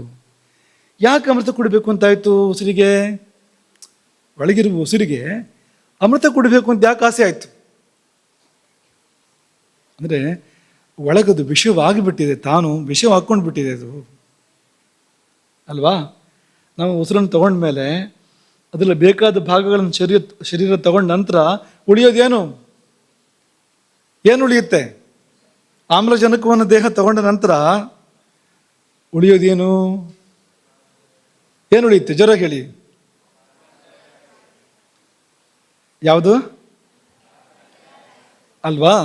ಅದು ಅಮೃತವಾ? ಕಾರ್ಬನ್ ಡೈಆಕ್ಸೈಡು ಏನದು? ಆ ಶಬ್ದವೇ ಇದೆ ನೋಡಿ, ಡೈಆಕ್ಸೈಡ್ ಅಂತಲ್ಲಿ ಹೇಳಬೇಕಾದ್ರೆ ಅದೇನೋ ಒಂದು ಬೇಡದಿರೋದನ್ನು ಗೊತ್ತಾಗೋ ಥರನೇ ಇದೆ, ಕೇಳಬೇಕಾದ್ರೆ ಆ ಥರ ಇದೆ. ಅದು ವಿಷ ಅಲ್ವಾ? ಅದು ಶರೀರಕ್ಕೆ ಬೇಡದ ಭಾಗ, ಬೇಕಾದ ಭಾಗವಾದರೆ ಬಳಸ್ಕೊತಾ ಇತ್ತು ಶರೀರ, ಬೇಕಾಗಿದ್ದನ್ನು ಬೆಳೆಸ್ಕೊಂಡು ಆಯಿತು. ಉಳಿದಿದ್ದು ಶರೀರಕ್ಕೆ ಬೇಡ ಅಂತ ಅರ್ಥ. ಯಾವುದು ಬೇಡವೋ ಅದೇ ವಿಷ. ಒಳಗಿದೆ ಅದು ಶರೀರಕ್ಕೆ ಬೇಡ, ಅದಕ್ಕೆ ವಿಷ ಅಂತ ಹೆಸರು. ಹಾಗಾಗಿ ತಾನು ವಿಷವಾಗಿಬಿಟ್ಟಿದ್ದಾನಲ್ಲ, ಹಾಗಾಗಿ ಅದಕ್ಕೆ ಕಷ್ಟ ಆಗುತ್ತೆ. ಒಂದು ಸಾರಿ ಹೊರಗೆ ಹೋಗಿ ನಾನು ಅಮೃತನಾಗ್ತೇನೆ ಎಂಬುದಾಗಿ ಅದು ಭಾವಿಸುತ್ತೆ. ಹಾಗಾಗಿ ಧಾವಿಸಿ ಬರುತ್ತೆ ಹೊರಗಡೆಗದು. ಒಳಗಿಂದ ಬಂದು ಇಲ್ಲಿ ಪ್ರಕೃತಿ ಕೊಟ್ಟಿರುವಂಥ ವಾತಾಮೃತ ಇದೆಯಲ್ಲ, ಶುದ್ಧ ಗಾಳಿ ಎಂಬ ಅಮೃತ, ಅಲ್ಲಿ ಹೋಗಿ ಮಿಶ್ರವಾಗಿ ತನ್ನ ವಿಷವನ್ನೆಲ್ಲ ಕಳ್ಕೊಂಡು ಅಮೃತವಾಗಿ ಮತ್ತೆ ಒಳಗೆ ಬರುತ್ತೆ. ಒಳಗೆ ಬಂದಿದ್ದು ತಾನು ಮಾತ್ರ ಅಮೃತ ಆಗೋದಲ್ಲ, ಇಡೀ ಶರೀರವನ್ನು ಕೂಡ ಅಮೃತವಾಗಿ ಉಳಿಸುತ್ತೆ. ಸಾಯದಂತೆ, ಮೃತವಾಗದಂತೆ ಉಳಿಸುತ್ತೆ ನೋಡಿ. ಇದು ಸರಿ ಆಯ್ತಾ? ಈಗ ಸರಿ ಆಯ್ತಲ್ವಾ? ಮತ್ತು ಜೀವ ಏನು? ಜಠರಾನಲಂ ಅಂದರೆ ಏನು? ಹಾಗಾದರೆ ಸ್ಥೂಲವಾಗಿ ನೋಡೋದಾದ್ರೆ ಏನು ಆಲೋಚನೆ ಮಾಡಿ. ಸ್ಥೂಲವಾಗಿ ನೋಡೋದಾದರೆ ಈ ಬೆಂಕಿಗೆ ಗಾಳಿ ಬೇಕೋ ಬೇಡವೋ ಅಲ್ವಾ? ಗಾಳಿ ಇಲ್ಲದೆ ಬೆಂಕಿ ಉರಿಯುತ್ತಾ? ಬೇಡ. ಆಮ್ಲಜನಕ ಇಲ್ಲದೆ ಬೆಂಕಿ ಉರಿಯುತ್ತಾ? ವಿಜ್ಞಾನದ ಭಾಷೆಗೆ ಬರೋಣ. ಆಮ್ಲಜನಕ ಇಲ್ಲದೆ ಬೆಂಕಿ ಉರಿಯುತ್ತಾ? ಆಮ್ಲಜನಕ ಬೇಕೋ ಬೇಡವೋ? ಹಾಗಾದ್ರೆ ಜೀವಯನ್ ಜಠರಾನಲಂ ಅಂದರೆ ಸರಿಯಾಯಿತು. ಆ ಜಠರಾನಲಕ್ಕೆ ಬೇಕಾದ ಆಮ್ಲಜನಕವನ್ನು ಅಥವಾ ಪ್ರಾಣವಾಯು, ಆ ಶುದ್ಧ ಗಾಳಿಯನ್ನು ಉಸಿರಾಟ ತಂದುಕೊಡೋದ್ರಿಂದಾಗಿ ಜಠರಾನಲಕ್ಕೂ ಕೂಡ ಚೈತನ್ಯ ಬರುತ್ತೆ, ಶಕ್ತಿ ಬರುತ್ತೆ. ತುಂಬ ಶಕ್ತಿ ಬೇಕು ಅದಕ್ಕೆ. ಅದ್ರ ಕೆಲಸ ಮಾಡಬೇಕು ಅಂದರೆ ಜಠರಾಗ್ನಿ ಅದಕ್ಕೆ ಅಗಾಧವಾದ ಅಪಾರವಾದ ಶಕ್ತಿ ಬೇಕು ಅದಕ್ಕೆ. ಹಾಗಾಗಿ ಅದನ್ನು ಇದು ಕೊಡ್ತಾ ಇದೆ, ಉಸಿರಾಟ ಕೊಡ್ತಾ ಇದೆ. ಹಾಗಾಗಿ ಜೀವಯನ್ ಜಠರಾನಲಂ ಒಂದು ಹಂತದ ಅಭಿಪ್ರಾಯ ಇದು. ಇದನ್ನು ಆಧುನಿಕರು ಇದನ್ನ ಏನೇ ಯಾವ ರೀತಿ ಹೇಳ್ತಾರೆ ಅಂತ ಗಮನಿಸಿದರೆ ಆಮೇಲೆ ನಾವು ಪ್ರಾಚೀನರ ಅಭಿಪ್ರಾಯಕ್ಕೆ ಹೋಗೋಣ. ಆಧುನಿಕ ವಿಜ್ಞಾನ ಏನು ಹೇಳುತ್ತೆ ಅಥವಾ ಆಧುನಿಕ ಅಭಿಪ್ರಾಯಗಳು ಏನು ಹೇಳುತ್ತೆ ಅಂದರೆ ಉಸಿರಾಟ ಜೀವಕೋಶಗಳಿಗೆ ಆಮ್ಲಜನಕವನ್ನು ಒದಗಿಸುತ್ತೆ ಅಲ್ವಾ? ಮಾತ್ರ ಅಲ್ಲ, ದೇಹದಲ್ಲಿನ ತ್ಯಾಜ್ಯ ಅನಿಲಗಳನ್ನು ಹೊರಹಾಕತ್ತೆ. ಮೂಲಭೂತ ಪ್ರಕ್ರಿಯೆ ಇದು. ಬೇಕಾದ್ದನ್ನು ತಂದು ಕೊಡುತ್ತೆ, ಬೇಡವಾದ್ದನ್ನು ಹೊರಗೆ ಹಾಕತ್ತೆ. ಈ ಉಸಿರಾಟದಿಂದ ಆಗುವಂಥದ್ದು ಅದು ಅಂತ. ಮತ್ತು ಇನ್ನೂ ಕೆಲವು ಪ್ರಯೋಜನಗಳಿದೆ. ಏನು ಪ್ರಯೋಜನ ಅಂದರೆ ಶಕ್ತಿಯ ಉತ್ಪಾದನೆ ಉಸಿರಾಟದಿಂದ.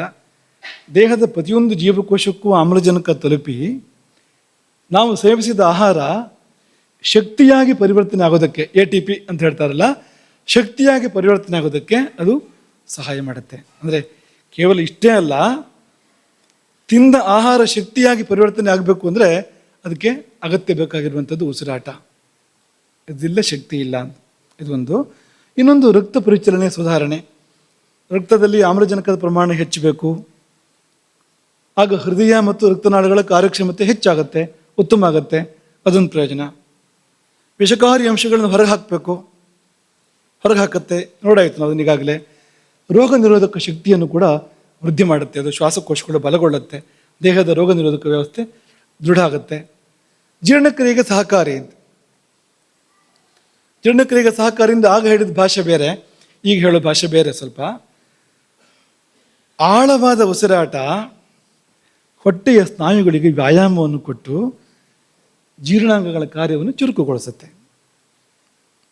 ಈಗ ಬೆಂಕಿ ಗಾಳಿ ಬೇಕು ಅಂದ್ರೆ ತುಂಬ ಅದಷ್ಟೇನು ಸರಿಯಾಗಲಿಲ್ಲ. ಅದೇನು ಬೆಂಕಿ ಏನು ಗಾಳಿ ಅಂತ ನೀವು ಹೇಳ್ತೀರಿ ಅಂತಾದರೆ, ಈ ಭಾಷೆ ನೋಡಿ, ಹೊಟ್ಟೆಯ ಸ್ನಾಯುಗಳಿಗೆ ವ್ಯಾಯಾಮ ಕೊಡೋದ್ರಿಂದ ಜೀರ್ಣಾಂಗಗಳ ಕಾರ್ಯ ಚುರುಕಾಗತ್ತೆ. ಅಲ್ಲಿಗೆ ಜೀವಯನ್ ಜಠರಾನಲಂ ಅನ್ನೋದು ಆ ಅರ್ಥದಲ್ಲಿ ಕೂಡ ಸರಿಯಾಯಿತು. ಮಾನಸಿಕ ಪ್ರಯೋಜನ ಕೂಡ ಇದೆಯಂತೆ. ಆಳವಾದ ಉಸಿರಾಟ ಶಾಲೋ ಬ್ರೀದಿಂಗ್ ಅಂತ ಹೇಳ್ತಾರಲ್ಲ, ಅದಲ್ಲ. ಆಳವಾದ ಉಸಿರಾಟ ಅದು ನರಮಂಡಲವನ್ನು ಶಾಂತಗೊಳಿಸಿ ಕಾರ್ಟಿಸೋಲ್ನಂಥ ಒತ್ತಡದ ಹಾರ್ಮೋನ್ಗಳನ್ನು ಕಡಿಮೆ ಮಾಡುತ್ತೆ. ಒತ್ತಡ ಉಂಟು ಮಾಡೋ ಹಾರ್ಮೋನ್ಗಳು ಇದಾವಲ್ಲ, ನಮ್ಮ ಮನಸ್ಸಿನಲ್ಲಿ ಗೊಂದಲ, ಒತ್ತಡ ಉಂಟು ಮಾಡೋ ಹಾರ್ಮೋನ್ಗಳು, ಅದನ್ನೆಲ್ಲ ಕಡಿಮೆ ಮಾಡಿ ಈ ನರಮಂಡಲವನ್ನು ಶಾಂತ ಮಾಡುತ್ತೆ. ಯಾವುದು? ಸಮಾಧಾನದ ಉಸಿರಾಟ, ಆಳವಾದ ಉಸಿರಾಟ. ಮಿದುಳಿಗೆ ಆಮ್ಲಜನಕ ಸಿಕ್ಕಾಗ ಏಕಾಗ್ರತೆ ಬರುತ್ತೆ, ಮಿದುಳಿಗೆ ನೆನಪಿನ ಶಕ್ತಿ ಜಾಸ್ತಿ ಆಗುತ್ತೆ, ಅದು ಪ್ರಯೋಜನ. ಮಲಗೋಕ್ಕಿಂತ ಮುಂಚೆ ನಿಧಾನವಾಗಿ ಉಸಿರಾಡಿದರೆ ನಿದ್ದೆ ಚೆನ್ನಾಗಿ ಬರುತ್ತೆ. ನಿದ್ರಾಹೀನತೆಯನ್ನು ಕೂಡ ಕಡಿಮೆ ಮಾಡ್ಕೋಬೋದು ಇದರಿಂದಲಾಗಿ. ಹೀಗೆ ಆಧುನಿಕ ವಿಜ್ಞಾನ ಕೂಡ ಕೋಪ, ಭಯ, ಅತಿಯಾದ ಆತಂಕ, ಇಂಥ ಸಮಯದಲ್ಲಿ ತುಂಬ ಭಯ ಆಗಿದೆ, ಏನು ಮಾಡಬೇಕು ಅಂದರೆ ಸಮಾಧಾನವಾಗಿ ಉಸಿರಾಡು. ಕೋಪ ಬಂದಿದೆ, ಏನೋ ಅನಾಹುತ ಮಾಡಿಬಿಡ್ತೇನೆ ನಾನು ಅಂತ ನನಗೆ ಅನಿಸ್ತಾ ಇದೆ ಅಂತಂದರೆ ಒಂದು ಸಮಾಧಾನವಾಗಿ ಉಸಿರಾಡು. ಒಂದು 5 ಉಸಿರಾಟ, ಒಂದು 10 ಉಸಿರಾಟ ಸಮಾಧಾನವಾಗಿ ಆಡು. ತಾನಾಗೆ ತಣ್ಣದೋಗುತ್ತೆ ಅದು. ಯಾಕೆಂದರೆ ನರಮಂಡಲವೇ ಶಾಂತ ಆಗತ್ತಲ್ಲ, ಮನಸ್ಸು ಶಾಂತ ಆಗುತ್ತೆ. ಮನಸ್ಸು ಅಂದರೆ ನರಮಂಡಲಕ್ಕೂ ಮನಸ್ಸಿಗೂ ಗಾಢ ಸಂಬಂಧವನ್ನು ಆಧುನಿಕ ವಿಜ್ಞಾನ ಹೇಳ್ತಾ ಇದೆಯಲ್ಲ. ಹಾಗಾಗಿ ಹೀಗೆ ಕೋಪ, ಭಯ, ಆತಂಕವನ್ನೆಲ್ಲ ಉಸಿರಾಟದ ಪ್ರಕ್ರಿಯೆ ಮೂಲಕ ಸಮಾಧಾನ ಮಾಡ್ಕೊಳ್ಳೋಕೆ ಸಾಧ್ಯ ಅಂತ ಹೀಗೆಲ್ಲ ಅದು ಹೇಳ್ತಾ ಇದೆ. ಇನ್ನು ಜೀವಯನ್ ಜಠರಾನಲಂ ಅಂದರೆ ಅಲ್ಲೂ ಕೂಡ ಈ ವಿಜ್ಞಾನ ಒಂದಷ್ಟು ಒಳ್ಳೆಯ ಅಂಶಗಳನ್ನ ಹೇಳುತ್ತೆ. ಮೊದಲನೇದಾಗಿ ಈ ಜೀರ್ಣಾಂಗಗಳಿಗೆ, ಹೊಟ್ಟೆ, ಕರುಳು, ಯಕೃತ್ತು, ಇದಕ್ಕೆಲ್ಲ ಆಹಾರವನ್ನು ಜೀರ್ಣ ಮಾಡ್ಕೊಳ್ಳೋದಕ್ಕೆ ಮತ್ತು ಪೋಷಕಾಂಶಗಳನ್ನು ಹೀರ್ಕೊಳ್ಳೋದಕ್ಕೆ ತುಂಬ ಶಕ್ತಿ ಬೇಕು. ನಾವು ತಿನ್ನೋ ರಭಸಕ್ಕಂತೂ ಪಾಪ ಅದಕ್ಕೆ ಎಷ್ಟು ಶಕ್ತಿ ಇದ್ರೂ ಸಾಲದು, ಹಾಕ್ತಾನೆ ಇರ್ತೀವಿ ನಾವು. ಪಾಪ ಅದ್ರ ಕತೆ ಏನು ಅಂತ ನೋಡಿದೆ, ಕೆಲವು ಮನೆಗಳಲ್ಲಿ ಹಿಂದೆಲ್ಲ ಅಂಥ ಸ್ಥಿತಿ ಇರ್ತಿತ್ತು. ಹೆಂಗಸರ ಪಾಡು ಏನು ಅಂತ ಯೋಚನೆ ಮಾಡಿದೆ, ಕರೆದು ಊಟ ಹಾಕೋದು, ಆಸರಿ ಕೊಡು ಅಂತ ಹೇಳೋದು, ಇನ್ನೊಂದು ಮಾಡು ಅಂತ ಹೇಳೋದು, ಅದು ಮಾಡು ಕೇಸರಿ ಹೊತ್ತು ಮಾಡು ಅಂತ ಅನ್ನೋದು. ಅವ್ರ ಕಥೆ ಏನಾಗಿದೆ ಅಂತ ಗೊತ್ತೇ ಇಲ್ಲ ಆಸಾಮಿಗೆ, ಮಾಡ್ತಾನೆ ಇದ್ದಾನೆ ಅಂತ. ಈ ಥರನೇ ಇಲ್ಲಿ ನಮ್ಮ ಪರಿಸ್ಥಿತಿ ಕೂಡ. ನಾವು ಊಟ ಮಾಡ್ತಾನೆ ಇರ್ತೀವಿ, ತಿಂತಾನೆ ಇರ್ತೀವಿ, ಅದ್ರ ಕಥೆ ಏನಾಗಿದೆ ಅಂತ ಗೊತ್ತಿಲ್ಲ. ಅದಕ್ಕೆ ಹೊಟ್ಟೆ, ಯಕೃತ್ತು, ಕರುಳು ಇದಕ್ಕೆಲ್ಲ ಏನಾಗಿದೆ ಪರಿಸ್ಥಿತಿ ಅಂತ ಗೊತ್ತಿಲ್ಲ. ಶಕ್ತಿ ತುಂಬ ಬೇಕಾಗತ್ತೆ ಅದಕ್ಕೆ. ಆ ಶಕ್ತಿಯನ್ನು ಆಮ್ಲಜನಕ ಕೊಡುತ್ತೆ. ಜೀವಕೋಶಗಳಲ್ಲಿ ಜೀವರಾಸಾಯನಿಕ ಕ್ರಿಯೆಗೆ ಸಹಾಯ ಮಾಡಿ ಆಹಾರದಿಂದ ಶಕ್ತಿ ಬಿಡುಗಡೆ ಮಾಡಿಸಿ ತನ್ಮೂಲಕ ಈ ಜೀರ್ಣಕ್ರಿಯೆಗೆ, ಜೀರ್ಣಾಂಗಗಳಿಗೆ ಶಕ್ತಿ ಕೊಡುತ್ತೆ. ಮತ್ತು ಎದೆ ಮತ್ತು ಹೊಟ್ಟೆ ಮಧ್ಯೆ ಒಂದು ಸ್ನಾಯು ಇದೆ, ಡಯಾಫ್ರಾಮ್ ಅಂತ ಹೆಸರು ಅದಕ್ಕೆ. ಅದು ಕೆಳಗೆ ಮೇಲೆ ಚಲಿಸುತ್ತೆ. ಅದು ಯಾವಾಗ? ಉಸಿರಾಡುವಾಗ. ಸರಿಯಾಗಿ ಉಸಿರಾಡುವಾಗ ಈ ಡಯಾಫ್ರಾಮ್ ಕೆಳಗೆ ಮೇಲೆ ಚಲಿಸುತ್ತೆ. ಹಾಗೆ ಚಲಿಸುವಾಗ ಈ ಜೀರ್ಣಾಂಗ ವ್ಯೂಹದಲ್ಲಿ ಅದಕ್ಕೊಂದು ಮಸಾಜ್ ಮಾಡುತ್ತೆ ಅದು ಅಂತ. ಜೀರ್ಣಾಂಗಗಳಿಗೆ ನಮಗೊಂದು ಮಸಾಜ್ ಮಾಡಿದ್ರೆ ಸ್ವಲ್ಪ ಹಾಯ್ ಅನ್ಸೋದಿಲ್ವ, ಆರಾಮಾಗೋದಿಲ್ವ? ಅದೇ ತರಹ ಜೀರ್ಣಾಂಗಗಳಿಗೆ ಉಸಿರಾಟ ಈ ಡಯಾಫ್ರಾಮ್ ಮೂಲಕ ಒಂದು ಮಸಾಜ್, ಒಂದು ಉದ್ವರ್ತನ ಅಂತ ಕರಿತೀವಿ ನಾವು ಅದನ್ನು ಆಯುರ್ವೇದದಲ್ಲಿ. ಅದನ್ನು ಮಾಡಿ ಅದಕ್ಕೆಲ್ಲ ಮತ್ತೆ ಶಕ್ತಿಯನ್ನು, ಅದರ ಶ್ರಮನೆಲ್ಲ ಕಡಿಮೆ ಮಾಡಿ ಅದಕ್ಕೆ ನವಚೈತನ್ಯವನ್ನು ಕೊಡುತ್ತೆ ಅದು ಅಂತ. ಅದೊಂದು. ಆಮೇಲೆ ಜೀರ್ಣಕ್ರಿಯೆಯಲ್ಲೇ ಒಂದಷ್ಟು ವಿಷ ಹೊರಗೆ ಬರುತ್ತೆ. ಜೀರ್ಣಕ್ರಿಯೆ ನಡಿಬೇಕಾದ್ರೆ ಒಂದಷ್ಟು ವಿಷ ಉತ್ಪತ್ತಿ ಆಗುತ್ತೆ, ಅದನ್ನು ಹೊರಗೆ ಹಾಕತ್ತೆ ಈ ಉಸಿರಾಟ. ಈ ಸ್ನಾಯುಗಳನ್ನು ಸಕ್ರಿಯಗೊಳಿಸುತ್ತೆ, ಹೊಟ್ಟೆ ಪರಿಸರದ ಸ್ನಾಯುಗಳನ್ನು ಸಕ್ರಿಯಗೊಳಿಸುತ್ತೆ. ಅದರಿಂದಾಗಿ ಜೀರ್ಣಕಾರಿ ಕಿಣ್ವಗಳು ಅಂತ ಹೇಳ್ತಾರಲ್ಲ, ಎನ್ಸೈಮ್ಸ್ ಅಂತ, ಅದು ಮತ್ತು ಆಮ್ಲಗಳು ಸರಿಯಾಗಿ ಸ್ರವಿಸೋದಕ್ಕೆ ಉತ್ತೇಜನ ಕೊಡುತ್ತೆ. ಇಲ್ಲೊಂದಷ್ಟು ಚಟುವಟಿಕೆ ಮಾಡುತ್ತಲ್ಲ ಅದು. ಅದರಿಂದಾಗಿ ಅನೇಕ ರೀತಿಯ ಅನುಕೂಲಗಳು ಜೀರ್ಣಾಂಗ ವ್ಯವಸ್ಥೆಗೆ ಉಂಟಾಗುತ್ತೆ. ಮತ್ತು ಸಮಾಧಾನ ಇದ್ದಾಗ ಜೀರ್ಣಕ್ರಿಯೆ ಸರಿಯಾಗತ್ತೆ. ಉಸಿರಾಟ ಸಮಾಧಾನ ತಂದು ಕೊಡುತ್ತೆ. ಸಮಾಧಾನದ ಉಸಿರಾಟ, ಆಳವಾದ ಉಸಿರಾಟ. ಸಮಾಧಾನ ಬಂತು ಅಂದರೆ ಜೀರ್ಣಕ್ರಿಯೆ ಚೆನ್ನಾಗಾಗತ್ತೆ. ಇದು ಆಧುನಿಕರು ಕೂಡ ಇದನ್ನೇ ಹೇಳ್ತಾರೆ. ಮನಸ್ಸು ಶಾಂತವಾಗಿದ್ದಾಗ ದೇಹದ ಜೀರ್ಣಕ್ರಿಯೆ ಚೆನ್ನಾಗಾಗತ್ತೆ ಅಂತ ಹೇಳ್ತಾರೆ ಅವರು. ಹಾಗಾಗಿ ಮನಸ್ಸು ವಿಚಲಿತವಾದ ಜೀರ್ಣಕ್ರಿಯೆ ಸರಿಯಾಗೋದಿಲ್ಲ ಅಂತ ಅವರು ಹೇಳ್ತಾ ಇದ್ದಾರೆ, ಆಧುನಿಕರು ಕೂಡ ಹೇಳ್ತಾ ಇದ್ದಾರೆ ಅಂತ. ಇಷ್ಟು ಅವ್ರ ಕಡೆಯಿಂದ ಇರುವಂಥದ್ದು. ಇನ್ನು ಪರಂಪರೆ ಏನು ಹೇಳುತ್ತೆ ಅಂತ ಗಮನಿಸೋದಾದರೆ, ಮೊದಲನೇದಾಗಿ ಈ ಜೀವಯನ್ ಜಠರಾನಲಂ ಅನ್ನೋದಕ್ಕೆ ಕೃಷ್ಣ ಏನು ಹೇಳ್ತಾನೆ? ಕೃಷ್ಣ ಒಪ್ಕೊಳ್ತಾನೆ ಅದನ್ನು. ಶ್ರೀಕೃಷ್ಣ ನೋಡೋಣವಾ ಭಗವದ್ಗೀತೆಯಲ್ಲಿ ಕೃಷ್ಣ ಏನು ಹೇಳಿದಾನೆ? ನಿಮ್ಗೆ ಗೊತ್ತಿರೋ ಶ್ಲೋಕನೇ ಇದು. ಅಹಂ ವೈಶ್ವಾನರೋ ಭೂತ್ವ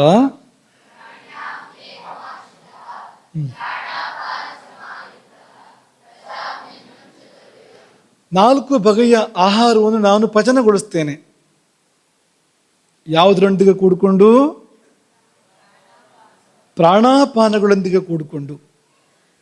ಕೃಷ್ಣ ಹೇಳುವಾಗಲೇ ಹೇಳಿದಾನೆ ಅದನ್ನು. ಪ್ರಾಣಾಪಾನಗಳ ಸಹಯೋಗದೊಂದಿಗೆ ನಾನು ಈ ಕಾರ್ಯವನ್ನು ಮಾಡ್ತೇನೆ. ಅಲ್ಲಿಗೆ ಈ ಜೀವಯನ್ ಜಠರಾನಲಂ ಅಂತಂದರೆ ಅದಕ್ಕೂ ಇದಕ್ಕೊಂದು ಸಂವಾದ ಬಂತು ನೋಡಿ. ಜಠರಾನಲ, ಜಠರಾಗ್ನಿ ತನ್ನ ಕೆಲಸ ಮಾಡಬೇಕು ಅಂದರೆ ಜೊತೆಯಲ್ಲಿ ಯಾರು ಬೇಕು? ಪ್ರಾಣಾಪಾನಗಳು ಬೇಕೇ ಬೇಕು. ತಂದು ಕೊಡೋರೊಬ್ರು ಯಾರು? ಆಹಾರವನ್ನು ತಂದು ಕೊಡೋರು ಯಾರು?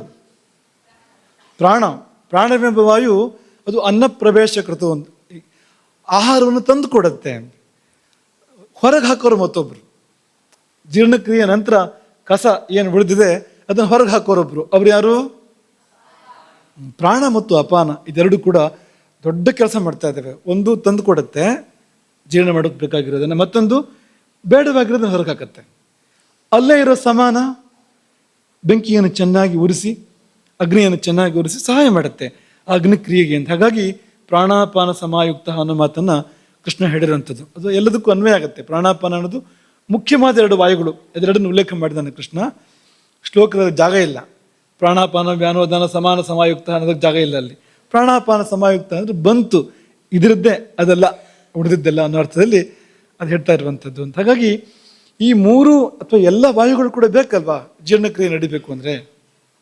ಹಾಗಾಗಿ ಪ್ರಾಣಾಪಾನ ಸಮಾಯುಕ್ತ ಅನ್ನೋ ಮಾತಿನ ಮೂಲಕವೇ ಈ ಜೀವಯನ್ ಜಠರಾನಲಂ ಅನ್ನೋದನ್ನು ಕೃಷ್ಣ ಸಮರ್ಥನೆ ಮಾಡಿದ್ದಾನೆ. ಹಾಗೆ ಯೋಗಕ್ಕೆ ಹೋದರೆ ಈ ಕಪಾಲಭಾತಿ, ಭಸ್ತ್ರಿಕಾ ಇದೆಲ್ಲ ಏನು ಮಾಡುತ್ತೆ ಅಂದರೆ ಹೊಟ್ಟೆ ಭಾಗದಲ್ಲಿ ಉಷ್ಣತೆಯನ್ನು ಜಾಸ್ತಿ ಮಾಡುತ್ತೆ. ಅದು ಇಲ್ಲಿ ಕೆಲಸ ಇದೆಯಲ್ಲ ಅದಕ್ಕೆ, ಕಪಾಲಭಾತಿ ಭಸ್ತ್ರಿಕಾ ಅದಕ್ಕೆಲ್ಲ ಇಲ್ಲಿ ಕೆಲಸ ಇದೆ ಅದಕ್ಕೆ.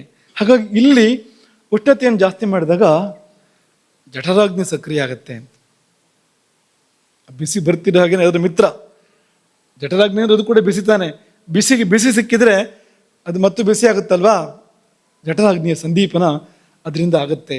ಅಥವಾ ಈ ನಾಡೀಶ್ವಾಸ ಪ್ರಾಣಾಯಾಮ ಅಂತ ಒಂದು ಪ್ರಾಣಾಯಾಮ ಇದೆ, ಆರಂಭದಲ್ಲಿ ಮಾಡಬೇಕಾಗಿರ್ತಕ್ಕಂಥ ಒಂದು ಪ್ರಾಣಾಯಾಮ. ನಾಡೀಶ್ವಾಸ ಪ್ರಾಣಾಯಾಮ ಅಂದರೆ ತುಂಬ ಸರಳವಾದ ಆದರೆ ಮಹಾಫಲವುಳ್ಳಂಥ ಒಂದು ಪ್ರಾಣಾಯಾಮ ಅದು. ನಾಡೀಶ್ವಾಸ ಏನು ಮಾಡುತ್ತೆ ಅಂದರೆ, ನಾಡೀಶ್ವಾಸ ತುಂಬ ಸರಳವಾದ್ದು. ಈ ಕಡೆ ತಗೋ, ಈ ಕಡೆ ಬಿಡು, ಈ ಕಡೆ ತಗೋ, ಈ ಕಡೆ ಬಿಡು, ಅಥವಾ ಈ ಕಡೆ ತಗೋ ಕಟ್ಟು, ಈ ಕಡೆ ಬಿಡು ಕಟ್ಟು, ತಗೋ ಕಟ್ಟು, ಬಿಡು ಕಟ್ಟು. ಇದು ನಾಡೀಶ್ವಾಸ ಪ್ರಾಣಾಯಾಮ. ಇದು ತುಂಬ ಸರಳವಾಗಿರುವಂಥ ಪ್ರಾಣಾಯಾಮ. ಇದು ಈ ಪ್ರಾಣಾಯಾಮ ಏನು ಮಾಡುತ್ತೆ ಅಂತಂದರೆ ಮನಸ್ಸನ್ನು ಶಾಂತ ಮಾಡುತ್ತಂತೆ ಇದು ಈ ಪ್ರಾಣಾಯಾಮ. ಸ್ವಲ್ಪ ಉಸಿರಾಟ ಇದೇ ತರಹ ಇದ್ದರೆ, ಸಮಾಧಾನವಾಗಿದ್ದರೆ ಅದು ಕೂಡ ಮನಸ್ಸನ್ನು ಶಾಂತ ಮಾಡುತ್ತೆ, ಜೀರ್ಣಾಂಗಗಳ ಕಾರ್ಯಕ್ಷಮತೆ ಹೆಚ್ಚಿಸುತ್ತೆ ಅಂತ ಹೀಗೆಲ್ಲ ನಮ್ಮ ಪರಂಪರೆ ಕೂಡ ಹೇಳಿದೆ. ಇಲ್ಲೊಂದು ಪ್ರಶ್ನೆ ಬರುತ್ತೆ. ಪ್ರಶ್ನೆ ಏನು ಅಂದರೆ, ಈ ಪ್ರೀಣಯನ್ ದೇಹಮಖಿಲಂ ಅಂತ ಹೇಳಿದೆಯಲ್ವಾ, ಇಡೀ ದೇಹವನ್ನು ಕೂಡ ಅದು ಸಚೇತನಗೊಳಿಸುತ್ತೆ, ಇಡೀ ದೇಹವನ್ನು ಕೂಡ ಹಾಯಾಗಿಸುತ್ತೆ, ತಂಪಾಗಿಸುತ್ತೆ ಅಂತ ಹೇಳಿದ ಮೇಲೆ ಮತ್ತೆ ಜಠರಾಂಧ್ರದ ವಿಷಯ ಬೇಕಾ? ಈ ಜಠರಾಗ್ನಿ ಅಂತಂದರೆ ದೇಹದ್ದೇ ಒಂದು ಭಾಗವೋ ಬೇರೆ ಅನ್ನೋದು? ದೇಹ ಭಾಗ ಹೌದೋ ಅಲ್ವೋ? ದೇಹ ಮಖಿಲಂ ಅಂದರೆ ಬಂತೋ ಇಲ್ವಾ ಜಠರಾಗ್ನಿ ಅದರಲ್ಲಿ? ಮತ್ತೆ ಯಾಕೆ ಪ್ರತ್ಯೇಕ ಹೇಳಬೇಕು? ಮತ್ತೆ ಯಾಕೆ ಪ್ರತ್ಯೇಕ ಹೇಳಬೇಕು? ಊರ್ನವರೆಲ್ಲ ಬನ್ನಿ, ರಾಮಭಟ್ರು ಬನ್ನಿ ಅಂದ್ರೇನಪ್ಪ? ರಾಮಭಟ್ರು ಊರಿನವ್ರು ಹೋದ ಅಲ್ವೋ? ಹಾಗಾದ್ರೆ ಊರಿನವರೆಲ್ಲ ಬನ್ನಿ ಅಂತ ಹೇಳಿದ ಮೇಲೆ ರಾಮಭಟ್ರು ಬನ್ನಿ ಅಂತ ಪ್ರತ್ಯೇಕ ಯಾಕೆ ಹೇಳಬೇಕು? ಊರಿಗೆಲ್ಲ ಒಂದು ಕರೆ ಆಗಿದೆ, ಆಮೇಲೆ ರಾಮಭಟ್ರಿಗೊಂದು ಪ್ರತ್ಯೇಕ ಕರೆ, ವಿಶೇಷ ಕರೆ ಹೋಗುತ್ತೆ. ಯಾಕೆ ಅದು?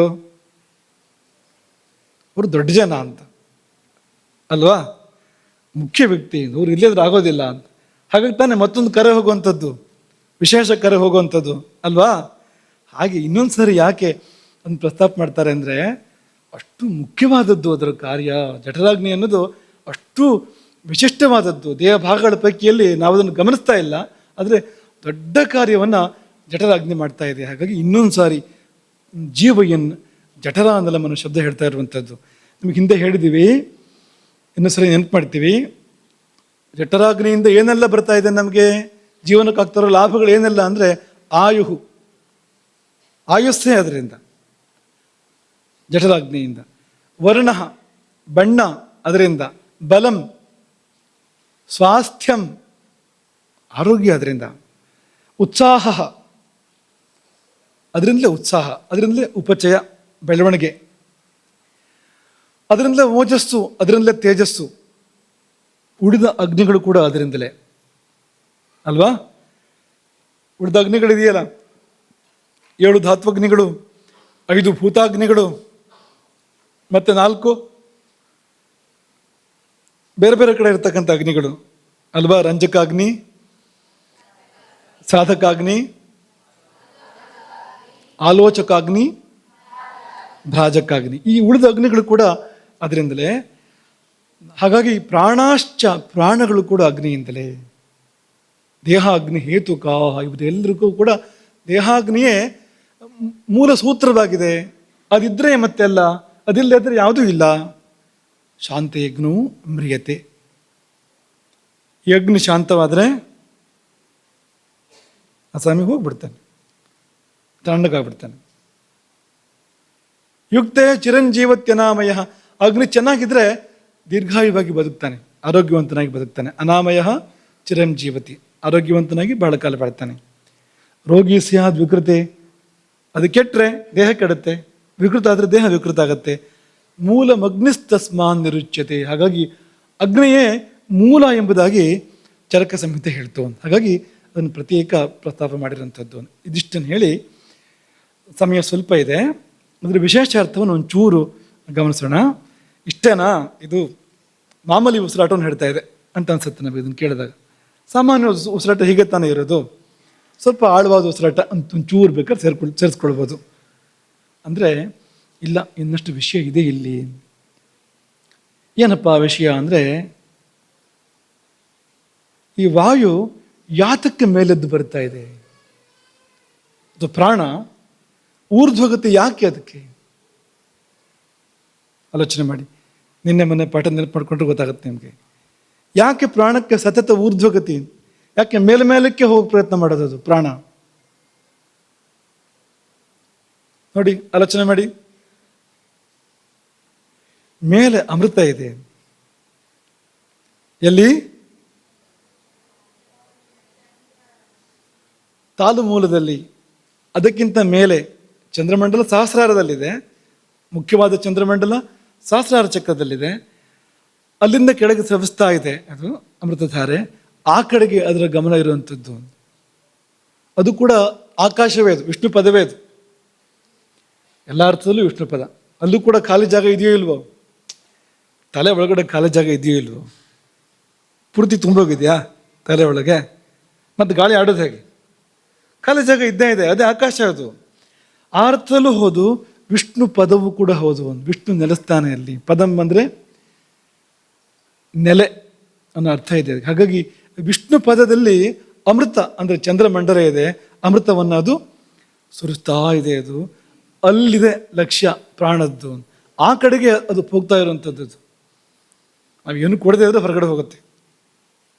ಅದಕ್ಕೆ ಬೇಕಾದ ವ್ಯವಸ್ಥೆ ಮಾಡದೇ ಇದ್ದರೆ, ಅಗ್ನಿ ಜಾಗರಣೆ ಮಾಡಿ ಇದು ಕರೆಗೆ ಸುರಿಯೋ ಥರ ಸರಿಯಾಗಿ ಮಾಡದೇ ಇದ್ದರೆ ಹೊರಗೆ ಹೋಗುತ್ತೆ ಅದು.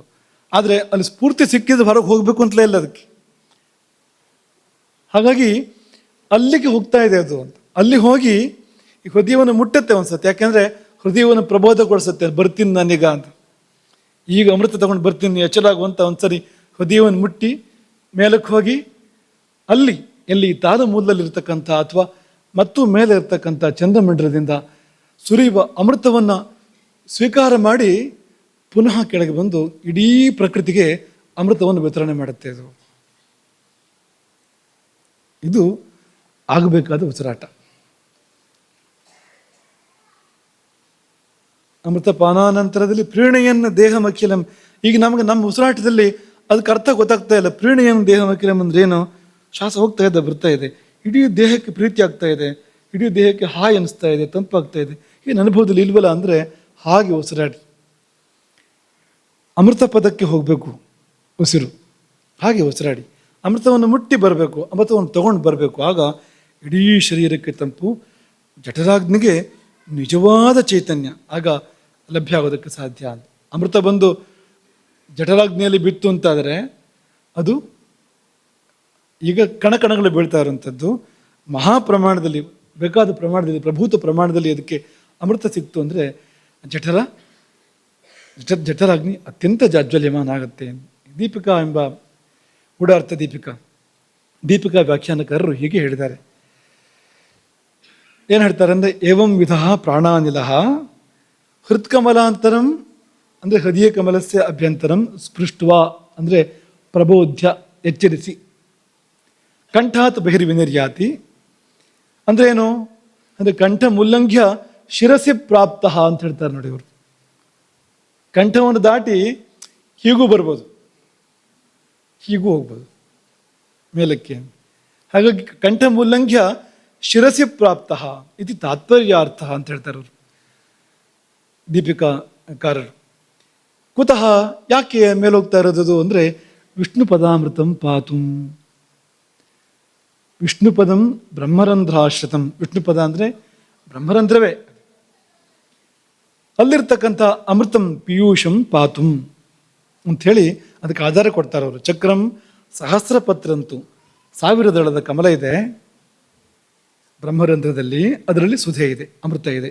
ಸುಧಾಧರಂ ತತ್ ಸುಧಾಸಾರಧಾರಾಭಿ ಅಭಿವರ್ಧಯತೆ ತುನಂ. ಅಲ್ಲಿಂದ ಹರಿಯುವ ಆ ಅಮೃತದ ಅಂಶದಿಂದಲೇ ಈ ಶರೀರ ಇವತ್ತು ಉಳ್ಕೊಂಡಿರೋದು, ಬೆಳೀತಾ ಇರುವಂಥದ್ದು. ಚೂರು ಸಿಗ್ತಾ ಇದೆ, ತುಂಬ ಚೂರು. ಅದರಿಂದ ಈ ಶರೀರ ಇವತ್ತು ಉಳ್ಕೊಂಡು ಬೆಳ್ಕೊಂಡು ಆಗ್ತಾ ಇರುವಂಥದ್ದು. ಆದರೆ ಅದು ಸರಿಯಾಗಿ ಅಲ್ಲಿಗೆ ಹೋಯ್ತು ಅಂದರೆ ದೊಡ್ಡ ಪ್ರಮಾಣದಲ್ಲಿ ತೊಗೊಂಡ್ಬರುತ್ತೆ. ಅದನ್ನು ತಂದಾಗ ಕಥೆನೇ ಬೇರೆ ಆಗುತ್ತೆ. ಕೇಚರಿ ಮುದ್ರೆಯಿಂದ ಏನಾಗಬೇಕು ಅದಾಗತ್ತೆ ಅಂತ. ಹಾಗೆ ಸಂಗೀತ ರತ್ನಾಕರದಲ್ಲಿ ಕೂಡ ಬ್ರಹ್ಮರಂಧ್ರೇ ಸ್ಥಿತೋ ಜೀವ ಸುಧಯ ಸಂಪ್ಲುತೋ ಯದಾ ತುಷ್ಟಿ ಗೀತಾದಿ ಕಾರ್ಯಾಣಿ ಸಪ್ರಕರ್ಷಾಣಿ ಸಾಧಯೇತ್. ಸಂಗೀತ ರತ್ನಾಕರದಲ್ಲಿರುವಂಥದ್ದು ಇದು. ಜೀವ ಬ್ರಹ್ಮರಂಧ್ರವನ್ನು ಏರಿ ಅಲ್ಲಿ ಅಮೃತದಿಂದ ಆಪ್ಲಾವಿತನಾದಾಗ ನಿಜವಾದ ಸಂಗೀತ ಹೊರಗೆ ಬರುತ್ತೆ. ಸಪ್ರಕರ್ಷಾಣಿ, ಪ್ರಕರ್ಷ ಉಳ್ಳ ಗೀತ ಹೊರಗೆ ಬರೋದು ಯಾವಾಗ ಅಂದರೆ ಜೀವ ಬ್ರಹ್ಮರಂಧ್ರಕ್ಕೆ ಹೋಗಿ ಅಲ್ಲಿ ಸುಧೆಯಿಂದ ಅಮೃತದಿಂದ ಆಪ್ಲಾವಿತನಾಗಿ ಬಂದರೆ ಸಂಗೀತದಲ್ಲಿ ಅಮೃತ ಹರಿಯುತ್ತೆ. ಹಾಡಿನಲ್ಲಿ ಅಮೃತವೇ ಹರಿಯೋದು ಆಮೇಲೆ ಅಲ್ಲಿಂದ ಬಂದಿದೆ ಅದು. ಹಾಗೆ ಇತರ ಕಾರ್ಯಗಳು ಕೂಡ, ತುಷ್ಟಿ ಕಾರ್ಯಗಳು, ಆನಂದದ ಕಾರ್ಯಗಳು, ಆನಂದವನ್ನು ಕೊಡುವ ತೆಕ್ಕೊಳ್ಳುವ ಕಾರ್ಯಗಳಿದೆಯಲ್ಲ ಅದನ್ನು ಕೂಡ ಉತ್ಕೃಷ್ಟವಾಗಿ ಮಾಡ್ತಾನೆ. ಅವನ ಬಳಿ ಬಂದರೆ ಅತಿಶಯವಾದ ಆನಂದ ಆಗುತ್ತೆ. ಅವನು ಮುಟ್ಟಿದ್ರೆ ಸಾಕು, ಮಾತಾಡಿದ್ರೆ ಸಾಕು, ಮಾತಾಡ್ಸಿದ್ರೆ ಸಾಕು, ಅವನು ಆಶೀರ್ವಾದ ಮಾಡಿದ್ರೆ ಸಾಕು, ಎಂಥದೋ ಒಂದು ಆನಂದ ಆಗುತ್ತೆ ನೋಡಿ. ಅವನು ಆನಂದ ಪಡ್ತಾನೆ, ಪ್ರಪಂಚವನ್ನು ನೋಡಿ ಅವನು ತುಂಬ ಸಂತೋಷ ಪಡ್ತಾನೆ. ಹಾಗಾಗಿ ಈ ತುಷ್ಟಿ ಕಾರ್ಯಗಳು ಮತ್ತು ಗೀತ ಕಾರ್ಯಗಳು ಇತ್ಯಾದಿ ಇಂತಹ ಕಾರ್ಯಗಳೆಲ್ಲ ಸಪ್ರಕರ್ಷ ಉತ್ಕೃಷ್ಟವಾಗಿ ಅತ್ಯುತ್ಕೃಷ್ಟವಾಗಿ ಆಗಬೇಕು ಅಂತಂದರೆ ಜೀವವನ್ನು ಬ್ರಹ್ಮರಂಧ್ರದಲ್ಲಿ ಜೀವ ನೆನೀಬೇಕು, ಅಮೃತದಲ್ಲಿ ನೆನೀಬೇಕು. ಜೀವ ಅಂದರೆ ಜೀವ ಪ್ರಾಣಧಾರಣೆ, ಉಸಿರಾಡ್ತಾ ಇರೋದಕ್ಕೆ ಜೀವ ಅಂತ ಹೆಸರು. ಅದಕ್ಕೆ ಉಸಿರಾಡದಿದ್ರೆ ಜೀವ ಅಲ್ಲ, ಅದು ಜೀವ ಪ್ರಾಣಧಾರಣೆ, ಪ್ರಾಣ ಜೊತೆಗಿದ್ರೆ ಮಾತ್ರ ಜೀವ ಅಂತ ಹೆಸರು ಅದಕ್ಕೆ ಅಂತ. ಹಾಗಾಗಿ ಅಲ್ಲಿಗೆ ಹೋಗಬೇಕು. ಅದು ಪ್ರಾಣ ಹೋಯ್ತು ಅಂದರೆ ಜೀವನ ಹೋಯ್ತು ಅಂತ ಅರ್ಥ ಅದಕ್ಕೆ. ಪ್ರಾಣ ನೆನೀತು ಅಂದರೆ ಜೀವವು ನೆನೀತು ಅಂತ ಅರ್ಥ ಅದಕ್ಕೆ. ಹಾಗಾಗಿ ಅಮೃತಂ ಪೀತ್ವ ಅರ್ಥಾತ್ ಸಮಾದಾಯ, ಅಮೃತವನ್ನು ತಗೊಂಡು, ಪೀತ್ವ ಅಂದರೆ ಕುಡಿದ್ಬಿಟ್ಟು ಅಂತ ತಾನು ಕುಡ್ಕೊಂಡು ಅಂತ ಅಷ್ಟೇ ಅರ್ಥ ಅಲ್ಲ, ಅರ್ಥಾತ್ ಸಮಾದಾಯ, ಅಮೃತವನ್ನು ತಗೊಂಡು ಬರುತ್ತೆ. ಪುನಃ ಅನ್ನೋ ಶಬ್ದಕ್ಕೆ ತೇನೈವ ಪಥ, ಹೋದ ದಾರಿಯಲ್ಲಿ ವಾಪಸ್ ಬರುತ್ತೆ. ಅದು ತೇನೈವ ಪಥ ವೇಗತಃ ಆ ಕ್ಷಣಕ್ಕೆ ಸ್ವಸ್ಥಾನಕ್ಕೆ ಬಂದು ಅದು ಅಮೃತ ವಿತರಣೆಯ ಕಾರ್ಯವನ್ನು ದೇಹಕ್ಕೆಲ್ಲ ಮಾಡುತ್ತೆ, ಮನಸ್ಸಿಗೂ ಮಾಡುತ್ತೆ, ಇಂದ್ರಿಯಗಳಿಗೂ ಮಾಡುತ್ತೆ. ನಾವು ಅಮೃತರಾಗ್ತೇವೆ ಆಗ ನಿಜವಾದ ಅರ್ಥದಲ್ಲಿ. ಹೀಗೆ ಉಸಿರಾಟವನ್ನು ಅದು ಕೂಡ ಒಂದು ಅಮೃತಪಾನವಾಗಿ ಹೇಳಿದ್ದಾರೆ. ನಿನ್ನೆ ವಿಷಯಕ್ಕೂ ಇವತ್ತಿನ ವಿಷಯಕ್ಕೂ ಏನು ಹೊಂದಾಣಿಕೆ ಅಂದರೆ ಅದೇ ಇದು. ಅಮೃತಪಾನದ ಮತ್ತೊಂದು ವಿಧಾನ ಯಾವುದು ಅಂದರೆ ನ್ಯಾಯವಾದ ಉಸಿರಾಟ. ಯೋಗ ಚೂಡಾಮಣಿ ಉಪನಿಷತ್ತು ಅದೇನು ಹೇಳುತ್ತೆ ಅಂದರೆ, ನಾವು ಒಂದು ಜಪವನ್ನು ನಿರಂತರ ಮಾಡ್ತಾ ಇದ್ದೇವೆ, ನಮಗೆ ಗೊತ್ತಿಲ್ಲದೆ ನಾವು ಜಪವೊಂದನ್ನು ನಿರಂತರವಾಗಿ ಮಾಡ್ತಾ ಇದ್ದೇವೆ. ಎಚ್ಚರ ನಿದ್ರೆಗಳಲ್ಲಿ ಮಾಡ್ತಾ ಇದ್ದೇವೆ ಜಪವನ್ನು, ಮೂರ್ಛೆಯಲ್ಲೂ ಮಾಡ್ತಾ ಇದ್ದೇವೆ, ಸ್ವಪ್ನದಲ್ಲಿಯೂ ಮಾಡ್ತಾ ಇದ್ದೇವೆ. ಏನು ಜಪ ಅದು? ಹಂಸ ಹಂಸಯತ್ಯಮುಂ ಮಂತ್ರಂ ಜೀವೋ ಜಪತಿ ಸರ್ವದಾ ಅಲ್ವಾ? ಸದಾ ಸರ್ವದಾ ಈ ಜೀವವು ಹಂಸ ಹಂಸ ಹಂಸ ಹಂಸ ಹಂಸ ಅಂತ ಅದನ್ನು ಜಪ ಮಾಡ್ತಾ ಇದೆ. ಏನದೊಂದು ಉಸಿರಾಟ, ಅದು ಇನ್ನೇನು ಅಲ್ಲ, ಉಸಿರಾಟ. ಅದು ಹಕಾರೇಣ ಬಹಿರ್ಯಾತಿ ಸಕಾರೇಣ ವಿಷಯತ್ ಪುನಃ. ಹಮ್ ಅನ್ನುವಾಗ ಹೋಯ್ತು ಹೊರಗಡೆಗೆ, ಸಹ ಅನ್ನುವಾಗ ಬಂತು ಒಳಗಡೆಗೆ. ಹಕಾರ ಸಕಾರಗಳು ನಿರ್ಗಮ ಪ್ರವೇಶವನ್ನು ಹೇಳ್ತಾ ಇದ್ದಾವೆ. ಜೀವದ ಧ್ವನಿ ಅದು. ಆ ಹಾಸ ಯಾಕೆ ಅಂತ ಮತ್ತೆ ನೋಡೋಣ ಬೇಕಾದ್ರೆ. ಅಂದರೆ ಹಂಸ ಹಂಸ ಅನ್ನೋದು ಉಸಿರಾಟ. ಒಂದು ದಿನಕ್ಕೆ ಎಷ್ಟು? ಜೋರಾಗಿ ಹೇಳ್ಬೇಕು, ಇಡೀ ಸಭೆಗೆ ಕೇಳಬೇಕದು. 21,600 ಬಾರಿ ನಾವು ಉಸಿರಾಡ್ತೇವೆ ಒಂದು ದಿನಕ್ಕೆ. ಅದು ಸರಿಯಾಗಿ ಉಸಿರಾಡಿದರೆ 21,600.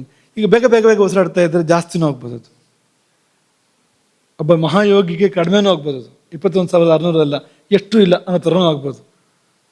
ಎರಡು ಸಾಧ್ಯತೆಗಳಿದೆ.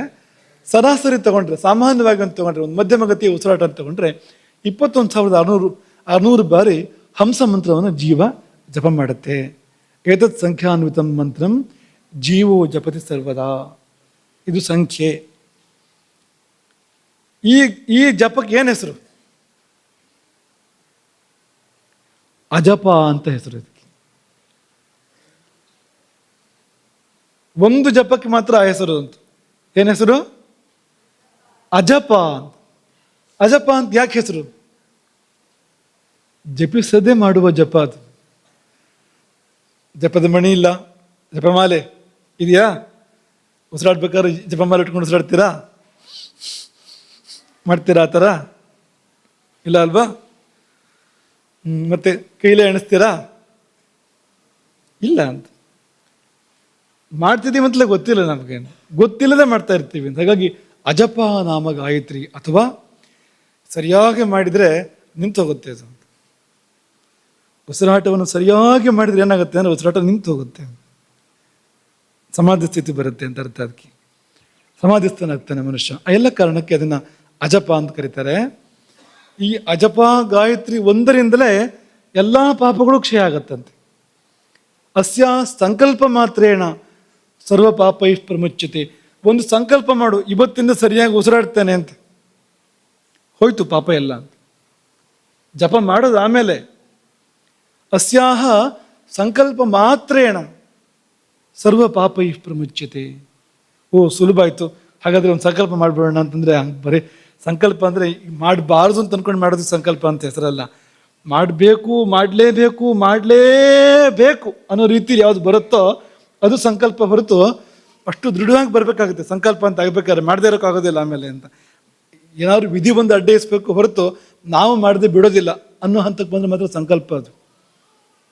ಇಲ್ಲದಿದ್ರೆ ಬರೀ ಇಚ್ಛೆ ಮಾತ್ರ ಅದು.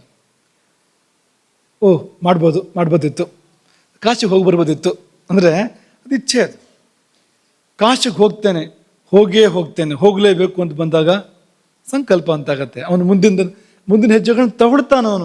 ಅವನು ಸುಮ್ಮನೆ ಕೂರಕ್ಕಂತ ಸಂಕಲ್ಪ ಬಿಡೋದಿಲ್ಲ ಅವನನ್ನು. ಅವನು ಹೇಳ್ತಾನೆ ಕಾಶಿಗೆ ಹೋಗೋ ಸಲುವಾಗಿ. ಹಾಗಾಗಿ ಆ ರೀತಿಯಲ್ಲಿ ಬರಬೇಕಾಗುತ್ತೆ ಅದು. ಹಾಗೆ ನೀವು ಸಂಕಲ್ಪ ಮಾಡಿದ ಮಾತ್ರದಿಂದ ಎಲ್ಲ ಪಾಪಗಳನ್ನು ಕೂಡ ಕಳ್ಕೊಳ್ಳೋಕೆ ಸಾಧ್ಯ ಇದೆ. ಇನ್ನು ಮಾಡಿದ್ರೆ ಏನಾಗುತ್ತೆ? ಹಂಸ ಅನ್ನೋದನ್ನ ನ್ಯಾಯವಾಗಿ ಮಾಡಿದ್ರೆ ಏನಾಗುತ್ತೆ? ಸಾಟಿ ಇಲ್ಲದ ಜಪವಿದು. ಅನಯಾ ಸದೃಶಿ ವಿದ್ಯಾ, ಇದಕ್ಕೆ ಸದೃಶವಾದ ವಿದ್ಯೆ. ಅನಯಾ ಸದೃಶೋ ಜಪ, ಇದಕ್ಕೆ ಸದೃಶವಾದ ಜಪ. ಅನಯಾ ಸದೃಶಂ ಜ್ಞಾನಂ, ಇದಕ್ಕೆ ಸದೃಶವಾದ ಜ್ಞಾನ. ನ ಭೂತಂ ನ ಭವಿಷ್ಯತಿ. ಹಿಂದೆ ಇರಲಿಲ್ಲ, ಮುಂದೆ ಇರೋದು ಕೂಡ ಇಲ್ಲ. ಈ ಉಸಿರಾಟಕ್ಕೆ ಸಮಾನವಾಗಿರುವಂಥ ವಿದ್ಯೆ, ಜಪ, ಜ್ಞಾನ ಇರಲಿಲ್ಲ, ಇರೋದು ಇಲ್ಲ. ಹಿಂದಿಲ್ಲ, ಮುಂದೂ ಕೂಡ ಇರೋದಿಲ್ಲ ಅಂತ. ಹಾಗಾಗಿ ಈ ಗಾಯತ್ರಿ, ಇದನ್ನು ಗಾಯತ್ರಿ ಅಂತ ಕರೀತಾರೆ, ಹಂಸ ಗಾಯತ್ರಿ ಅಂತ ಕರೀತಾರೆ. ಕುಂಡಲಿನ್ಯಾಸಮುದ್ಭೂತ ಗಾಯತ್ರಿ ಉಪನಿಷತ್ತ ಕರೆದಿದೆ. ಹಾಗೆ ಕುಂಡಲಿನಿಯಿಂದ ಉದ್ಭವಿಸಿ ಬಂದಿರತಕ್ಕಂಥದ್ದು ಗಾಯತ್ರಿ. ಇದು ಪ್ರಾಣಧಾರಿಣಿ. ತತ್ಕಾಲದ ಫಲ ಇದೆ. ಸರಿ ಮಾಡದೇ ಇದ್ರೂ ಕೂಡ ಜಪವನ್ನು ಅಸ್ತವ್ಯಸ್ತ ಮಾಡಿದ್ರು ಕೂಡ ಒಂದು ಫಲ ಇದೆ, ಅದಕ್ಕೆ ಬದುಕಿರ್ತೇವೆ ನಾವು. ಪ್ರಾಣಧಾರಿಣಿ ಎಂಬುದಾಗಿ ಹೇಳಿ ಈ ಪ್ರಕ್ರಿಯೆಯನ್ನು ಹೇಳುತ್ತೆ. ಯಾಕೆ ಇದು ಈ ಮೇಲೆ ಕೆಳಗೆ ಆಗ್ತಾ ಇದೆ? ಹಂಸಹ ಯಾಕೆ ಆಗ್ತಾ ಇದೆ ಅಂದರೆ ಏನಿಲ್ಲ, ಈ ಪ್ರಾಣಾಪಾನಗಳ ತಾಕಲಾಟ ಇದು. ಪ್ರಾಣ ಮೇಲಕ್ಕೆ ಇಳಿಯುತ್ತೆ, ಆಗ ನಿಶ್ವಾಸ. ಅಪಾನ ಕೆಳಕ್ಕೆ ಇಳಿಯುತ್ತೆ, ಆಗ ಉಚ್ಛ್ವಾಸ. ನಾವು ಪ್ರಾಣ ಕರೆದಾಗ ಉಸಿರು ತಗೋತೀವಿ ಒಳಗಡೆಗೆ, ಉಸಿರನ್ನು ತಗೋತೀವಿ ಒಳಗಡೆ. ಅಪಾನ ಕರೆದಾಗ, ಪ್ರಾಣ ಕರೆದಾಗ ಉಸಿರನ್ನ ಬಿಡ್ತೀವಿ. ಪ್ರಾಣಾಪಾನ ವಶೋ ಜೀವ. ಪಾಪ ಈ ಜೀವ ಇದು ಕಾಲ್ಚೆಂಡು ಆಗ್ಬಿಟ್ಟಿದೆ ಜೀವ ಅಂತ. ಹಾಗೊಂದು ಆಟ ಇದೆಯಲ್ವಾ ಕಾಲ್ಚೆಂಡು ಅಂತ ಅಲ್ವಾ? ಮೈದಾನದಲ್ಲಿ 2 ಭಾಗ ಅಲ್ವಾ, ಮಧ್ಯೆ ಬಲೆ ಹಾಕಿರ್ತಾರೆ, ಹಾಕಿರೋದಿಲ್ಲ ಬಹುಶಃ. ಆ ಕಡೆ ಈ ಕಡೆ ಒಂದು ಗೆರೆ ಹಿಡಿದಿರ್ತಾರೆ, ಆ ಕಡೆ ಈ ಕಡೆ 2 ಭಾಗ ಇರುತ್ತಲ್ವಾ. ಚೆಂಡು ಈ ಕಡೆಗೂ ಹೋಗುತ್ತೆ, ಆ ಕಡೆಗೂ ಹೋಗುತ್ತೆ. 2 ತುದಿಲಿ ಬಲೆ ಹಾಕಿರ್ತಾರೆ, ಆ ಕಡೆ ತುದಿಲಿ ಈ ಕಡೆ ತುದಿಲಿ ಬಲೆ ಹಾಕಿರ್ತಾರಲ್ವಾ. ಹಾಗೆ ಕೆಲವರು ಈ ಕಡೆ ಬದಿತಾರೆ, ಕೆಲವರು ಆ ಕಡೆ ಬದಿತಾರೆ. ಅದನ್ನು ಒಂದು ಗುಂಪು ಈ ಕಡೆ ಬದಿತಾ ಇರುತ್ತೆ, ಒಂದು ಗುಂಪು ಆ ಕಡೆ ಬದಿತಾ ಇರುತ್ತೆ. ಇದು ಕೆಲವರೆಲ್ಲ ಇಲ್ಲ, ಇದೆ ಕೆಲವರು ಅಂತ ಹೇಳ್ಬೋದು ಬೇಕಿದ್ರೆ. ಇಬ್ಬರಂತೂ ಆ ಕಡೆ ಒಬ್ಬ ಬದಿತಾನೆ, ಈ ಕಡೆ ಒಬ್ಬ ಬದಿತಾನೆ ಜೀವವನ್ನು. ಪ್ರಾಣ ಒದ್ರೆ ಅದು ಮೇಲಕ್ಕೆ ಹೋಗುತ್ತೆ, ಅದು ಅಪಾನ ಒದ್ರೆ ಕೆಳಗೆ ಬರುತ್ತೆ. ಉಸಿರಾಟ ಅಂದ್ರೆ ಏನು ಅಂದರೆ ಈ ಜೀವ ಮೇಲೆ ಕೆಳಗೆ ಆಗ್ತಾ ಇದೆ. ಪ್ರಾಣಾಪಾನ ವಶೋ ಜೀವೋ ಹಿ ಅಧಶ್ಚೋರ್ಧ್ವಂಚ ಗಚ್ಚತಿ. ಅಪಾನ ಕರ್ಷತಿ ಪ್ರಾಣಂ, ಪ್ರಾಣೋಪಾನಂಚ ಕರ್ಷತಿ. ಊರ್ಧ್ವಾಧ ಸಂಸ್ಥಿತ ವೇತವು ಯೋಜಾನಾತಿ ಸ ಯೋಗವಿತು. ಇದು ಗೊತ್ತಿರೋನೇ ಯೋಗಜ್ಞ ಎಂಬುದಾಗಿ ಹೇಳಿ, ಹಕಾರೇಣ ಬಹಿರ್ಯಾತಿ ಸಕಾರೇಣ ವಿಷಯತ್ ಪುನಃ. ಹಂಕಾರೇಣ ಅಂತೂ ಒಂದು ಪಾಠಾಂತರ ಇದೆ. ಇಲ್ಲಿ ಇದರ ವಿಸ್ತಾರಕ್ಕೆ ಹೋಗೋದಿಲ್ಲ. ಈ ಮೂಲಾಧಾರ ಚಕ್ರ, ಸ್ವಾಧಿಷ್ಠಾನ ಚಕ್ರಗಳಿದೆಯಲ್ಲ, ಮೂಲಾಧಾರ, ಸ್ವಾಧಿಷ್ಠಾನ, ಮಣಿಪುರ, ಅನಾಹತ, ವಿಶುದ್ಧಿ, ಆಜ್ಞಾ, ಸಹಸ್ರಾರ ಚಕ್ರಗಳಿದೆಯಲ್ಲ. ಈ ಚಕ್ರಗಳಲ್ಲಿ ಪ್ರಕೃತಿ ಚಕ್ರಗಳು 6, ಕೊನೆಯದು ಸಹಸ್ರಾರ, ಅದು ಪರಮಪುರುಷನ ಪರಮಾತ್ಮನ ಚಕ್ರ. ಅದರಲ್ಲಿ ಅಕ್ಷರಗಳು ಈ ಒಂದೊಂದು ಚಕ್ರದಲ್ಲಿ ವಿನ್ಯಸ್ತವಾಗಿದೆ. ಬೇರೆ ಬೇರೆ ಚಕ್ರಗಳಲ್ಲಿ ಅಕ್ಷರಗಳು ಬೇರೆ ಬೇರೆ ಇದೆ ಅಲ್ವಾ. ಓಂ ಶಂ ಶಂ ಎಲ್ಲಿದೆ ಇದೆಲ್ಲ? ಮೂಲಾಧಾರದಲ್ಲಿದೆ. ಬಂ ಭಂ ಮಂ ಯಂ ರಂ ಎಲ್ಲಿದೆ? ಸ್ವಾಧಿಷ್ಠಾನದಲ್ಲಿದೆ. ಈ ತರಹ ಎಲ್ಲ ಚಕ್ರಗಳಲ್ಲಿ ಈ 50 ಅಕ್ಷರಗಳು ಅಲ್ಲಲ್ಲಿ ವಿನ್ಯಸ್ತವಾಗಿವೆ ಅವೆಲ್ಲವೂ ಕೂಡ. ಅದರಲ್ಲಿ ಈ ಹಂ ಎನ್ನುವುದು ಆಜ್ಞಾ ಚಕ್ರದಲ್ಲಿದೆ ಅಂತೆ. ಸಂ ಎನ್ನುವುದು ಮೂಲಾಧಾರ ಚಕ್ರದಲ್ಲಿದೆ. ಪ್ರಾಣದ ಗತಿ ಪ್ರಾರಂಭ ಆಗೋದು ಅಲ್ಲಿಂದ, ಮೂಲಾಧಾರ ಚಕ್ರದಿಂದ ಪ್ರಾರಂಭ ಆಗುವಂಥದ್ದು ಪ್ರಾಣದ ಗತಿ. ಅವ್ಯಕ್ತ ಅದು. ನಾಭಿಗೆ ಬಂದಾಗ ವ್ಯಕ್ತ ಆಗತ್ತೆ. ಉಸಿರಾಡ್ಬೇಕಾದ್ರೆ ಹೊಟ್ಟೆ ಒಳಗೆ ಹೊರಗೆ ಹೋಗಿ ಬಂದಾಗತ್ತಲ್ವ, ಇಲ್ಲಿ ಚೆನ್ನಾಗಿ ಸರಿಯಾಗಿ ಉಸಿರಾಡಿದರೆ ಹೊಟ್ಟೆ ಅಷ್ಟು ಬಿಗಿಯಾಗಿ ಹೋದರೆ ಏನಾಗುತ್ತೋ ಗೊತ್ತಿಲ್ಲ ಅದು. ಆದರೆ ಮಾಮೂಲಿ ಮನುಷ್ಯನಿಗೆ ಉಸಿರಾಡುವಾಗ ಹೊಟ್ಟೆ ಬಿಟ್ಟಾಗ ಒಳಗಡೆ ಹೋಗಬೇಕು, ತಗೊಂಡಾಗ ಸ್ವಲ್ಪ ಮುಂದಕ್ಕೆ ಬರಬೇಕು, ಹಾಗಾಗಬೇಕಲ್ವ ಅದು. ಅದು ಅಭಿವ್ಯಕ್ತಿ ಅದು ನಾಭಿಗೆ ಬಂದಾಗ ಅಂತ. ಇಲ್ಲಿ ಬಂದಾಗ ಹೃದಯಕ್ಕೆ ಬಂದಾಗ ಗಾಳಿ ರೂಪ ತಗೊಳುತ್ತೆ, ಅದು ಶ್ವಾಸದ ರೂಪ ತಗೊಳುತ್ತೆ. ಹಾಗೆ ಆಜ್ಞಾಚಕ್ರದಲ್ಲಿ ಹಂ ಇದೆ. ಸಂ ಎಲ್ಲಿದೆ ಅಂದರೆ ಕೆಳಗೆ ಮೂಲಾಧಾರ ಚಕ್ರದಲ್ಲಿದೆ. ಹಾಗಾಗಿ ಇಲ್ಲಿಂದ ಇಲ್ಲಿವರೆಗಿದೆ ವ್ಯಾಪ್ತಿ ಅದರದ್ದು, ಉಸಿರಾಟದ್ದು. ಅಮೃತ ಅಲ್ಲಿದೆ. ಇಲ್ಲಿ ಪ್ರಾಣದ ಕೇಂದ್ರ ಇಲ್ಲಿದೆ ಮೂಲಾಧಾರದಲ್ಲಿ, ಮತ್ತೊಂದು ಕೇಂದ್ರ ಪ್ರಾಣದ್ದು ಮೂಲಾಧಾರದಲ್ಲಿದೆ. ಇಲ್ಲಿಂದ ಅಲ್ಲಿಗೆ ಆ ಅಮೃತಕ್ಕೆ ಒಂದು ಪ್ರಯಾಣ ಅದು ಅಂತ ಅನ್ನೋದನ್ನು ಅದು ತೋರಿಸ್ತಾ ಇದೆ. ಇಷ್ಟಿಟ್ಕೊಳ್ಳೋಣ. ಕೊನೆಯದಾಗಿ ಒಂದು ಸಂಗತಿನ ಹೇಳಿ ನಾವು ನಿಲ್ಲಿಸ್ಬೇಕು. ಇದನ್ನು ಹೇಳಿದೆ ಆದರೆ ಪೂರ್ಣ ಅಲ್ಲ ಇದು. ಉಸಿರಾಟದಲ್ಲಿ ಹಂಸಗತಿಯ ಉಸಿರಾಟ ಅಂತ ಒಂದಿದೆ ಎಂಬುದಾಗಿ ಜ್ಞಾನಿಗಳು ಹೇಳ್ತಾರೆ. ಹಂಸಗತಿಯ ಉಸಿರಾಟ ಒಂದಿದೆ. ಅಂದರೆ ಈ ಉಸಿರಿನ ಗತಿ ಹಂಸವನ್ನು ಹೋಲಬೇಕು ಅಲ್ವಾ? ಏನನ್ನು ಹೋಲಬಾರ್ದು? ಕಪ್ಪೆಯನ್ನು ಹೋಲಬಾರ್ದು, ಸರ್ಪವನ್ನು ಹೋಲಬಾರ್ದು, ಕಪ್ಪೆಯನ್ನು ಹೋಲಬಾರ್ದು, ಇನ್ನೇನನ್ನೂ ಹೋಲಬಾರ್ದು. ಹಂಸದಂತೆ ಉಸಿರಾಟದ ಗತಿ ಅಂದರೆ ಹಂಸ ತುಂಬ ಸಮಾಧಾನವಾಗಿ ಸಂಚಾರ ಮಾಡುತ್ತೆ. ಅದು ಎಲ್ಲೂ ಧಾವಂತ ಇಲ್ಲ. ಹಂಸ ನೀರಲ್ಲಿ ತೇಲ್ತಾ ಸಾಗೋದದು, ಹಾಗೆ ಹೋಗ್ಬೇಕು ಅದು ಉಸಿರಾಟ. ಅದು ಅಲ್ಲೇನು ಹೀಗೀಗಾಗಬಾರದು ಅದು ಉಸಿರಾಟ ಮಾಡುವಾಗ. ಧಾವಂತ ಇಲ್ಲ, ಏರಿಳಿತಗಳಿಲ್ಲ, ಕುಲುಕಾಟ ಇಲ್ಲ, ಕುಕ್ಕುವಿಕೆ ಇಲ್ಲ. ಹಂಸದ ಗತಿ ಹೇಗಿರುತ್ತೆ? ಸರಾಗ ಅದು. ಎಲ್ಲಿಯೂ ಗತಿಯಲ್ಲಿ ಒಂದು ವ್ಯತ್ಯಾಸ ಇಲ್ಲ ಅಂತ. ಸಸೂತ್ರ ಸರಾಗ ಅದು ಅಂತ ಹೋಗ್ತಾ ಇರುತ್ತೆ. ಅದು ತುಂಬ ಮೃದುವಾಗಿ ಹೋಗ್ತಾ ಇರುತ್ತೆ ಅದು. ಹಾಗೆ ಇರುವಂಥ ಉಸಿರಾಟಕ್ಕೆ ಹಂಸಗತಿ ಅಂತ ಹೇಳ್ತಾರೆ. ಕೊಂಚ ಅತ್ತಿತ್ತ ಓಲಾಟ ಇರ್ಬೋದು ಅದರಲ್ಲಿ. ಹಂಸದ ಗತಿ ಹೇಗಿರುತ್ತೆ ಅಂದರೆ ಕೊಂಚ ಅತ್ತಿತ್ತ ಓಲಾಟ ಇರುತ್ತೆ ಅದಕ್ಕೆ. ಆದರೆ ಅದು ಹೀಗೆ ಎಲ್ಲ ಆಗೋದಿಲ್ಲ, ಹೀಗೂ ಆಗೋದಿಲ್ಲ. ನಾವು ನಡ್ಕೊಂಡು ಹೋಗ್ಬೇಕಾದ್ರೆ ಕಾಲು ಹೀಗೆ ಆಗುತ್ತಲ್ವಾ? ಮನುಷ್ಯ ನಡ್ಕೊಂಡು ಹೋಗ್ಬೇಕಾದ್ರೆ ಹೇಗಿರುತ್ತೆ? ಮನುಷ್ಯನ ಗತಿ ಚೆನ್ನಾಗಿಲ್ಲ, ಹೀಗೆ ಆಗ್ತಾನೆ ಮನುಷ್ಯ ನಡ್ಕೊಂಡು ಹೋಗ್ಬೇಕಾದ್ರೆ. ಕೆಲವರಂತೂ ನಡಿಬೇಕಾದ್ರೆ ದೋಣಿ ಥರ ಹೀಗೆ ಆಗ್ತಾ ನಡೀತಾ ಇರ್ತಾರೆ. ಕಾಲು ಸರಿ ಇದ್ರೂ ಕೂಡ ನಡಿಗೆ ಶೈಲಿ ಅದು ಅಂತ, ದೋಣಿ ಥರ ಅಂತ, ಹಾಗಾಗೋದು ಉಂಟು ಅಂತ. ಹಾಗೆ ಆ ಥರ ಆಗುತ್ತೆ ಮನುಷ್ಯ ನಡಿಬೇಕಾದ್ರೆ. ಆದರೆ ಹಂಸಕ್ಕೆ ಹಾಗಾಗೋದಿಲ್ಲ ಅಂತ. ಹಂಸ ಹೀಗೇ ಹೋಗ್ತಾ ಇರುತ್ತೆ, ಹೀಗೀಗೆ ಆಗೋದಿಲ್ಲ ಅದು ಅಂತ ಹೋಗ್ತಾ ಇರುತ್ತೆ. ಸ್ವಲ್ಪ ಈ ಥರ ಆಗ್ಬೋದು ಒಂಚೂರು ಅಂತ. ಹಂಸದ ಗತಿ ಇದನ್ನು ಹೋಲುವಂಥ ಒಂದು ಉಸಿರಾಟ. ಉಸಿರು ಆಳಕ್ಕಿಳಿಬೇಕು. ಎಲ್ಲಿವರೆಗೆ ಅಂದರೆ ಮೂಲಾಧಾರದವರೆಗೆ ಹೋಗಬೇಕು ಉಸಿರು. ಆದರ್ಶವಾದ ಉಸಿರಾಟದಲ್ಲಿ ಉಸಿರು ಮೂಲಾಧಾರದವರೆಗೆ ಹೋಗಬೇಕು. ನೀವು ಕೇಳ್ತೀರಿ ಶ್ವಾಸಕೋಶದ ಮುಂದೆ ಹೋಗೋದೇ ಇಲ್ವಲ್ಲ, ಹೆಂಗಪ್ಪ ಅದು ಅಂದರೆ, ಇಲ್ಲ, ಶ್ವಾಸಕೋಶದವರೆಗೆ ಗಾಳಿ ಹೋಗೋದು, ಶ್ವಾಸಕೋಶದ ಮುಂದಕ್ಕೆ ಶಕ್ತಿ ಹರಿದಾಟ ಆಗತ್ತೆ, ಚೈತನ್ಯದ ಹರಿದಾಟ ಅದರಿಂದ ಮುಂದಕ್ಕೆ ಆಗುತ್ತೆ. ಈ ಎದೆವರೆಗೆ ಅದು ಗಾಳಿ ರೂಪ, ಎದೆಯಿಂದ ಮುಂದಕ್ಕೆ ಅದೊಂದು ಚೈತನ್ಯವಾಗಿ ಶಕ್ತಿಯಾಗಿ ಮುಂದಕ್ಕೆ ಸಾಗುತ್ತೆ. ಅದು ಮೂಲಾಧಾರ ಪರ್ಯಂತ ಸಾಗಬೇಕು.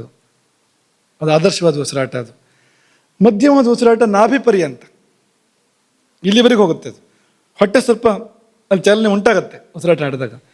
ಇನ್ನು ಎದೆವರೆಗೆ ಉಸಿರಾಟ ಇರುತ್ತಲ್ಲ ಶ್ವಾಸಕೋಶದ ಪರ್ಯಂತ, ಅದು ರೋಗಿಗಳ ಸ್ಥಿತಿ, ರೋಗಿಗಳ ಲಕ್ಷಣ. ಈ ಅಸ್ತಮ ಬಂದಿರೋ ಇಂಥವ್ರುಗಳು ಇರ್ತಾರಲ್ಲ, ಅವ್ರಿಗೆ ಉಸಿರು ಮೇಲೆ ಇರುತ್ತೆ ಅಂತ, ಇಷ್ಟೇ ಆಗ್ತಾ ಇರುತ್ತೆ ಅಂತ. ನಿಮಗೆ ಜ್ಯೋತಿಷ ಪಾಠ ಮಾಡಬೇಕಾದ್ರೆ ಪಂಚಭೂತಗಳ ಕ್ರಮವನ್ನು ಹೇಳಿದ್ವಿ ನೋಡಿ. ಅದರಲ್ಲಿ ಆಕಾಶಕ್ಕೆ ತುಂಬ ಅನಿಷ್ಟವನ್ನು ಹೇಳಿದ್ದಾರೆ. ಇಷ್ಟೇ ಇದೆ ಅದು ಅಂತ, ತುಂಬ ಹತ್ತಿರ ಇದೆ ಅಂತ. ಇಲ್ಲಿವರೆಗಿದೆ ಅಂದರೆ ಅದು ಕೂಡ ರೋಗಗ್ರಸ್ತ ಸ್ಥಿತಿಯೇ ಅದು ಉಸಿರಾಟ ಅಂತ. ಹಾಗಾಗಿ ರೋಗಿಗಳ ಉಸಿರಾಟ ಇಲ್ಲಿಂದ ಮೇಲಕ್ಕೆ, ಸಾಮಾನ್ಯ ಆರೋಗ್ಯವಂತರ ಮಾಮೂಲಿ ಒಂದು ಸ್ವಸ್ಥರ ಮಾಮೂಲಿ ಆರೋಗ್ಯವಂತರ ಉಸಿರಾಟ ನಾಭಿಯವರಿಗೆ, ಆದರ್ಶವಾದ ಉಸಿರಾಟ ಮೂಲಾಧಾರ ಪರ್ಯಂತ, ಜ್ಞಾನಿಗಳ ಉಸಿರಾಟ ಮೂಲಾಧಾರದ ಪರ್ಯಂತ. ಉಸಿರನ್ನು ತಗೊಂಡಾಗ ಅದು ಆಳಕ್ಕೆ ಇಳಿಬೇಕು, ಎಲ್ಲೋ ಅದು ಲೀನವಾಗಬೇಕು, ತಗೊಂಡಾಗ ಹಾಯ್ ಅನ್ನಿಸ್ಬೇಕು. ಆಗ ಪ್ರತಿ ಬಾರಿನೂ ಹಾಗಾಗುತ್ತೆ. ಅದು ಯಾವಾಗ ಅನುಭವ ಬರುತ್ತೋ ಆಗೆಲ್ಲ ಹಾಗಾಗತ್ತೆ. ಉಸಿರಾಟ ಮಾಡುವಾಗ ನೀವು ಏನೋ ಕೆಲಸ ಮಾಡ್ತಾ ಇರುವಾಗ ಇದ್ದಿರ್ಬೋದು, ಆಗಲೂ ಕೂಡ ಉಸಿರಾಟ ಮಾಡುವಾಗ ಆಳಕ್ಕೆ ಉಸಿರು ಹಿಡಿದು ಎಲ್ಲೋ ಒಂದು ಕಡೆಗೆ ಅದು ಲೀನ ಆಗುತ್ತೆ, ಎಲ್ಲೋ ಒಂದು ಕಡೆ ದಾಟಿ ಹೋಗುತ್ತೆ ಅಂತ ಅನ್ಸುತ್ತೆ ನಮಗೆ. ಅದು ಅಂತ ದಾಟಿ ಆ ಕಡೆ ಹೋಯ್ತು ಅನ್ನೋ ಥರ ಅನ್ಸುತ್ತೆ. ಹಾಗೆ ಬಂದಾಗ ಏನೋ ಒಂದು ಆನಂದ ಉಂಟಾಗತ್ತೆ, ಏನೋ ಒಂದು ಸಮಾಧಾನ ಉಂಟಾಗತ್ತೆ ಆ ಸಮಯದಲ್ಲಿ. ಅದು ಆ ರೀತಿ ಉಸಿರಾಟ ಬೇಕಾಗಿರುವಂಥದ್ದು. ಹಾಗಾಗಿ ಅಲ್ಲಿವರೆಗೂ ಉಸಿರಾಡಬೇಕು. ಇಲ್ಲೇ ಉತ್ತರ ಬಂತು ನಮಗೆ. ಪ್ರಾಣ ಹೋಗೋದು ಇಲ್ಲಿ ತನಕನೇ. ಯಾವುದು? ಗಾಳಿ ಇದೆಯಲ್ಲ, ಗಾಳಿ ವ್ಯಾಪ್ತಿ ಶ್ವಾಸಕೋಶದ ಪರ್ಯಂತ. ಮನೆ ನಿಮಗೆ ಸ್ವಲ್ಪ ತಮಾಷೆ ಮಾಡೋ ಸಲುವಾಗಿ ಮತ್ತೆ ಮೇಲೆ ಪವಿತ್ರ ಅನ್ನೋದನ್ನ ಹೇಳೋ ಸಲುವಾಗಿ ಆ ರೀತಿಯಲ್ಲಿ ಹೇಳಿದ್ವು. ಉಸಿರಾಟದ ಗಾಳಿ ವ್ಯಾಪ್ತಿ ಎದೆವರೆಗೇನೆ ಇರೋದು, ಅಲ್ಲಿಂದ ಮುಂದಕ್ಕಿರೋ ವ್ಯಾಪ್ತಿ ಚೈತನ್ಯದ್ದು, ಪ್ರಾಣ ಚೈತನ್ಯದ್ದು. ಆಯುರ್ವೇದ ವಿಶ್ಲೇಷಣೆ ಮಾಡುವಂಥದ್ದು ಅದು ಶಕ್ತಿ ರೂಪ ವಿಶ್ಲೇಷಣೆ ಮಾಡೋದಿಲ್ಲ. ಅದು ಆಯುರ್ವೇದ ಪಂಚಭೂತಗಳನ್ನು ವಿಶ್ಲೇಷಣೆ ಮಾಡುತ್ತೆ, ಮುಖ್ಯವಾಗಿ ಶರೀರದ ಪ್ರಕ್ರಿಯೆಗಳನ್ನು ವಿಶ್ಲೇಷಣೆ ಮಾಡುತ್ತೆ ಹೊರತು ಯೋಗ ಅದಕ್ಕಿಂತ ಮುಂದೆ ಚೈತನ್ಯವನ್ನು ಯೋಗ ವಿಶ್ಲೇಷಣೆ ಮಾಡುವಂಥದ್ದು. ಹಾಗಾಗಿ ಆಯುರ್ವೇದ ಅಷ್ಟೇ ಹೇಳಿದೆ, ಇಲ್ಲಿವರೆಗೆ ವ್ಯಾಪ್ತಿ ಅನ್ನೋದನ್ನು ಹೇಳಿದೆ. ಅದು ಅವರು ಕೂಡ ಸಂದರ್ಭ ಬಂದಾಗ ಬೇರೆ ಥರ ಹೇಳ್ತಾರೆ, ಲಾಭಿಸ್ತಃ ಅಂತ ಹೇಳ್ತಾರೆ ಅವರು ಕೂಡ. ಅಲ್ಲೂ ಯೋಗಿಗಳಿದ್ದಾರೆ, ಯೋಗಿಗಳಿಂದ ಬಂದಿರುವಂಥದ್ದು ಅದು ಕೂಡ. ಹಾಗಾಗಿ ಅದು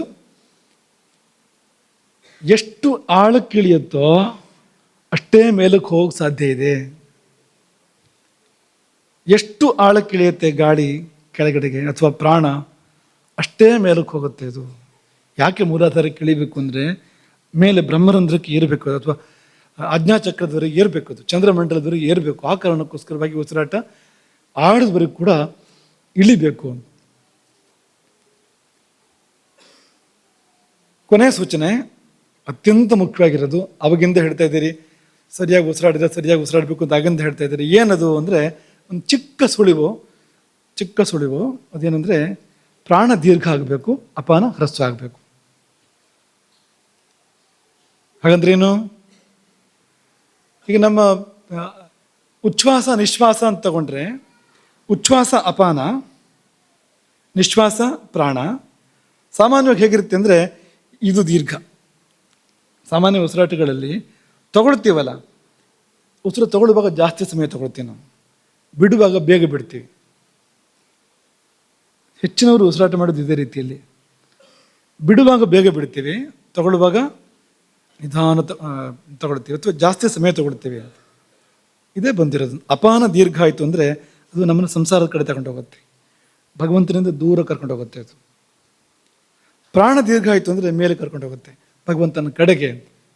ಹಾಗೆ ಪ್ರಾಣಕ್ಕೆ ಆಯಾಮ ದೈರ್ಘ್ಯ ಬರಬೇಕು. ಪ್ರಾಣಾಯಾಮ ಅಂದರೆ ಏನು ಅಂದರೆ ಪ್ರಾಣ ದೀರ್ಘ ಆಗಬೇಕು, ಅಪಾನ ಹ್ರಸ್ವ ಆಗಬೇಕು. ಸ್ವಲ್ಪ ಮಾಮೂಲಿ ಉಸಿರಾಟದಲ್ಲಿ ಕೂಡ ಪ್ರಾಣಾಯಾಮದಲ್ಲಿ ಏನಾಗುತ್ತೆ ಅಂದರೆ 1:2 ಅಂತ, ಎಷ್ಟು ತಗೊಳ್ತೀವೋ ಉಸಿರನ್ನು ದುಪ್ಪಟ್ಟು ಬಿಡಬೇಕು ಅಂತ, ಅಷ್ಟು ಸಮಯ ಬಿಡಬೇಕು ಅನ್ನೋ ರೀತಿ ಪ್ರಾಣಾಯಾಮ ಇರೋವಂಥದ್ದು. ಆದರೆ ಮಾಮೂಲಿ ಉಸಿರಾಟದಲ್ಲಿ ಕೂಡ ಬಿಡುವ ಉಸಿರು ದೀರ್ಘ ಆಗಬೇಕು, ತಗೊಳ್ಳೋ ಉಸಿರು ಅದಕ್ಕೆ ಹೋಲಿಸಿದ್ರೆ ಸ್ವಲ್ಪ ಕಡಿಮೆ ಇರಬೇಕು. ಹೀಗೆ ಉಸಿರಾಟ ಇದ್ದರೆ ಅದು ಹಂಸಗತಿ ಹೋಗುತ್ತೆ. ಅದು ಹಂಸಗತಿ ಉಸಿರಾಟದಲ್ಲಿ ಈ ಲಕ್ಷಣ ಇರುತ್ತೆ. ನಿಶ್ವಾಸ ದೀರ್ಘ ಇರುತ್ತೆ, ಉಚ್ಛ್ವಾಸ ಅದಕ್ಕೆ ಹೋಲಿಸಿದ್ರೆ ಸ್ವಲ್ಪ ಕಡಿಮೆ ಇರುತ್ತೆ. ಮಹಾಜ್ಞಾನಿಗಳು ಸಮಾಧಿಗೆ ಹೋಗುವಾಗ ಅವ್ರ ಉಸಿರಾಟ ಈ ಬಗೆಯಲ್ಲಿರುತ್ತೆ. ಸಮಾಧಿಗೆ ಹೋಗೋಕ್ಕಿಂತ ಮುಂಚೆ, ಉಸಿರಾಟ ನಿಲ್ಲಿಸೋಕ್ಕಿಂತ ಮುಂಚೆ ಈ ತರಹ ಇರುತ್ತೆ ಉಸಿರಾಟ. ವಾಪಸ್ ಬಂದಮೇಲೆ ಕೂಡ ಇದೇ ತರಹ ಇರುತ್ತೆ ಉಸಿರಾಟ. ಸಮಾಧಿಯಿಂದ ಎದ್ದು ಬಂದಮೇಲೂ ಪೂರ್ತಿ ಇದೇ ತರಹ ಇರುತ್ತೆ. ಬೇರೆ ಸಮಯದಲ್ಲೂ ಕೂಡ ಅವರು ಸಹಜ ಉಸಿರಾಟ ಸ್ವಲ್ಪ ಹೀಗೆ ಇರುತ್ತೆ, ಒಂಚೂರು ಹೆಚ್ಚು ಕಡಿಮೆ ಇದೇ ತರಹ ಇರುತ್ತೆ. ಯಾವುದು ಸಿದ್ಧರಿಗೆ ಸಹಜವೋ ಸಾಧಕರು ಅದನ್ನು ಸಾಧಿಸಬೇಕು, ಅದನ್ನು ಅಳವಡಿಸ್ಕೋಬೇಕು. ಅವರಿಗೆ ಸಹಜ, ಅವರು ಉಸಿರಾಡೋದೇ ಹಾಗೆ, ನಾವು ಪ್ರಯತ್ನ ಪಟ್ಟು ಹಾಗೆ ಉಸಿರಾಡಬೇಕು. ನಾವು ಹಾಗೆ ಮಾಡಿದಾಗ ನಮಗದು ಅವ್ರಿಗೇನು ಸಿಗ್ತೋ ಅದು ನಮಗೂ ಕೂಡ ಸಿಗೋಕ್ಕೆ ಸಾಧ್ಯ ಇದೆ. ಇಂಥ ಉಸಿರಾಟ ಅಮೃತವನ್ನು ಮುಟ್ಟತ್ತೆ. ನೀವು ಮೊನ್ನೆ ಕಷ್ಟಪಟ್ಕೊಂಡ್ರಲ್ಲ ನಾಲ್ಗೆ ಉದ್ದ ಮಾಡೋದು ಹೇಗೆ ಅಂತ, ಏನು ಬೇಡ, ಇದು ಮಾಡಿದರೆ ಅಲ್ಲಿವರೆಗೂ ಹೋಗಕ್ಕೆ ಸಾಧ್ಯ ಇದೆ. ಭೂಮಧ್ಯಕ್ಕೆ ನಾಲಿಗೆ ಹೋಗದೇ ಇದ್ರು ಯಾವುದಿಂದಾದ್ರೂ ಸವಿಬೇಕು ಅಮೃತವನ್ನು. ನಾಲಿಗೆಯನ್ನು ಸವಿಯೋಕ್ಕೆ ನಾಲಿಗೆ ಅಷ್ಟು ಉದ್ದ ಇಲ್ಲ ಅಂತಾದರೆ ಗಾಳಿಯಿಂದ ಅಂತ ಶ್ವಾಸದಿಂದ ಅದನ್ನು ಸವಿಯೋಕ್ಕೆ ಸಾಧ್ಯ ಇದೆ ಅಂತ. ಹಾಗಾಗಿ ಶ್ವಾಸದ ಮೂಲಕವಾಗಿ ಅದನ್ನು ಮಾಡಬಹುದು. ಶ್ವಾಸಗತಿಯಲ್ಲಿ ಸಾಧನೆ ಮಾಡಬಹುದು. ಹಾಗಾಗಿ ಉಸಿರಾಟವನ್ನೇ ಪ್ರಾಣಾಯಾಮದ ತರಹ ಮಾಡೋದನ್ನು ನಾವು ಅಭ್ಯಾಸ ಮಾಡಬೇಕು. ಹಾಗೆ ಮಾಡಿದಾಗ ತತ್ಕ್ಷಣದ ಪ್ರಯೋಜನ ಸಮಾಧಾನ, ಕೋಪ, ಭಯ, ಉದ್ವೇಗ ಇದೆಲ್ಲ ದೂರ ಹೋಗುತ್ತೆ. ಸಮಾಧಾನ ಮನಸ್ಸಿಗೆ ಬರುತ್ತೆ. ಸಮಾಧಾನಕ್ಕೆ 1000 ಪ್ರಯೋಜನಗಳು. ಶರೀರಕ್ಕೂ ಮನಸ್ಸಿಗೂ ಜೀವನಕ್ಕೂ ಎಲ್ಲ ಕಡೆ ಪ್ರಯೋಜನ ಇದೆ ಸಮಾಧಾನಕ್ಕೆ.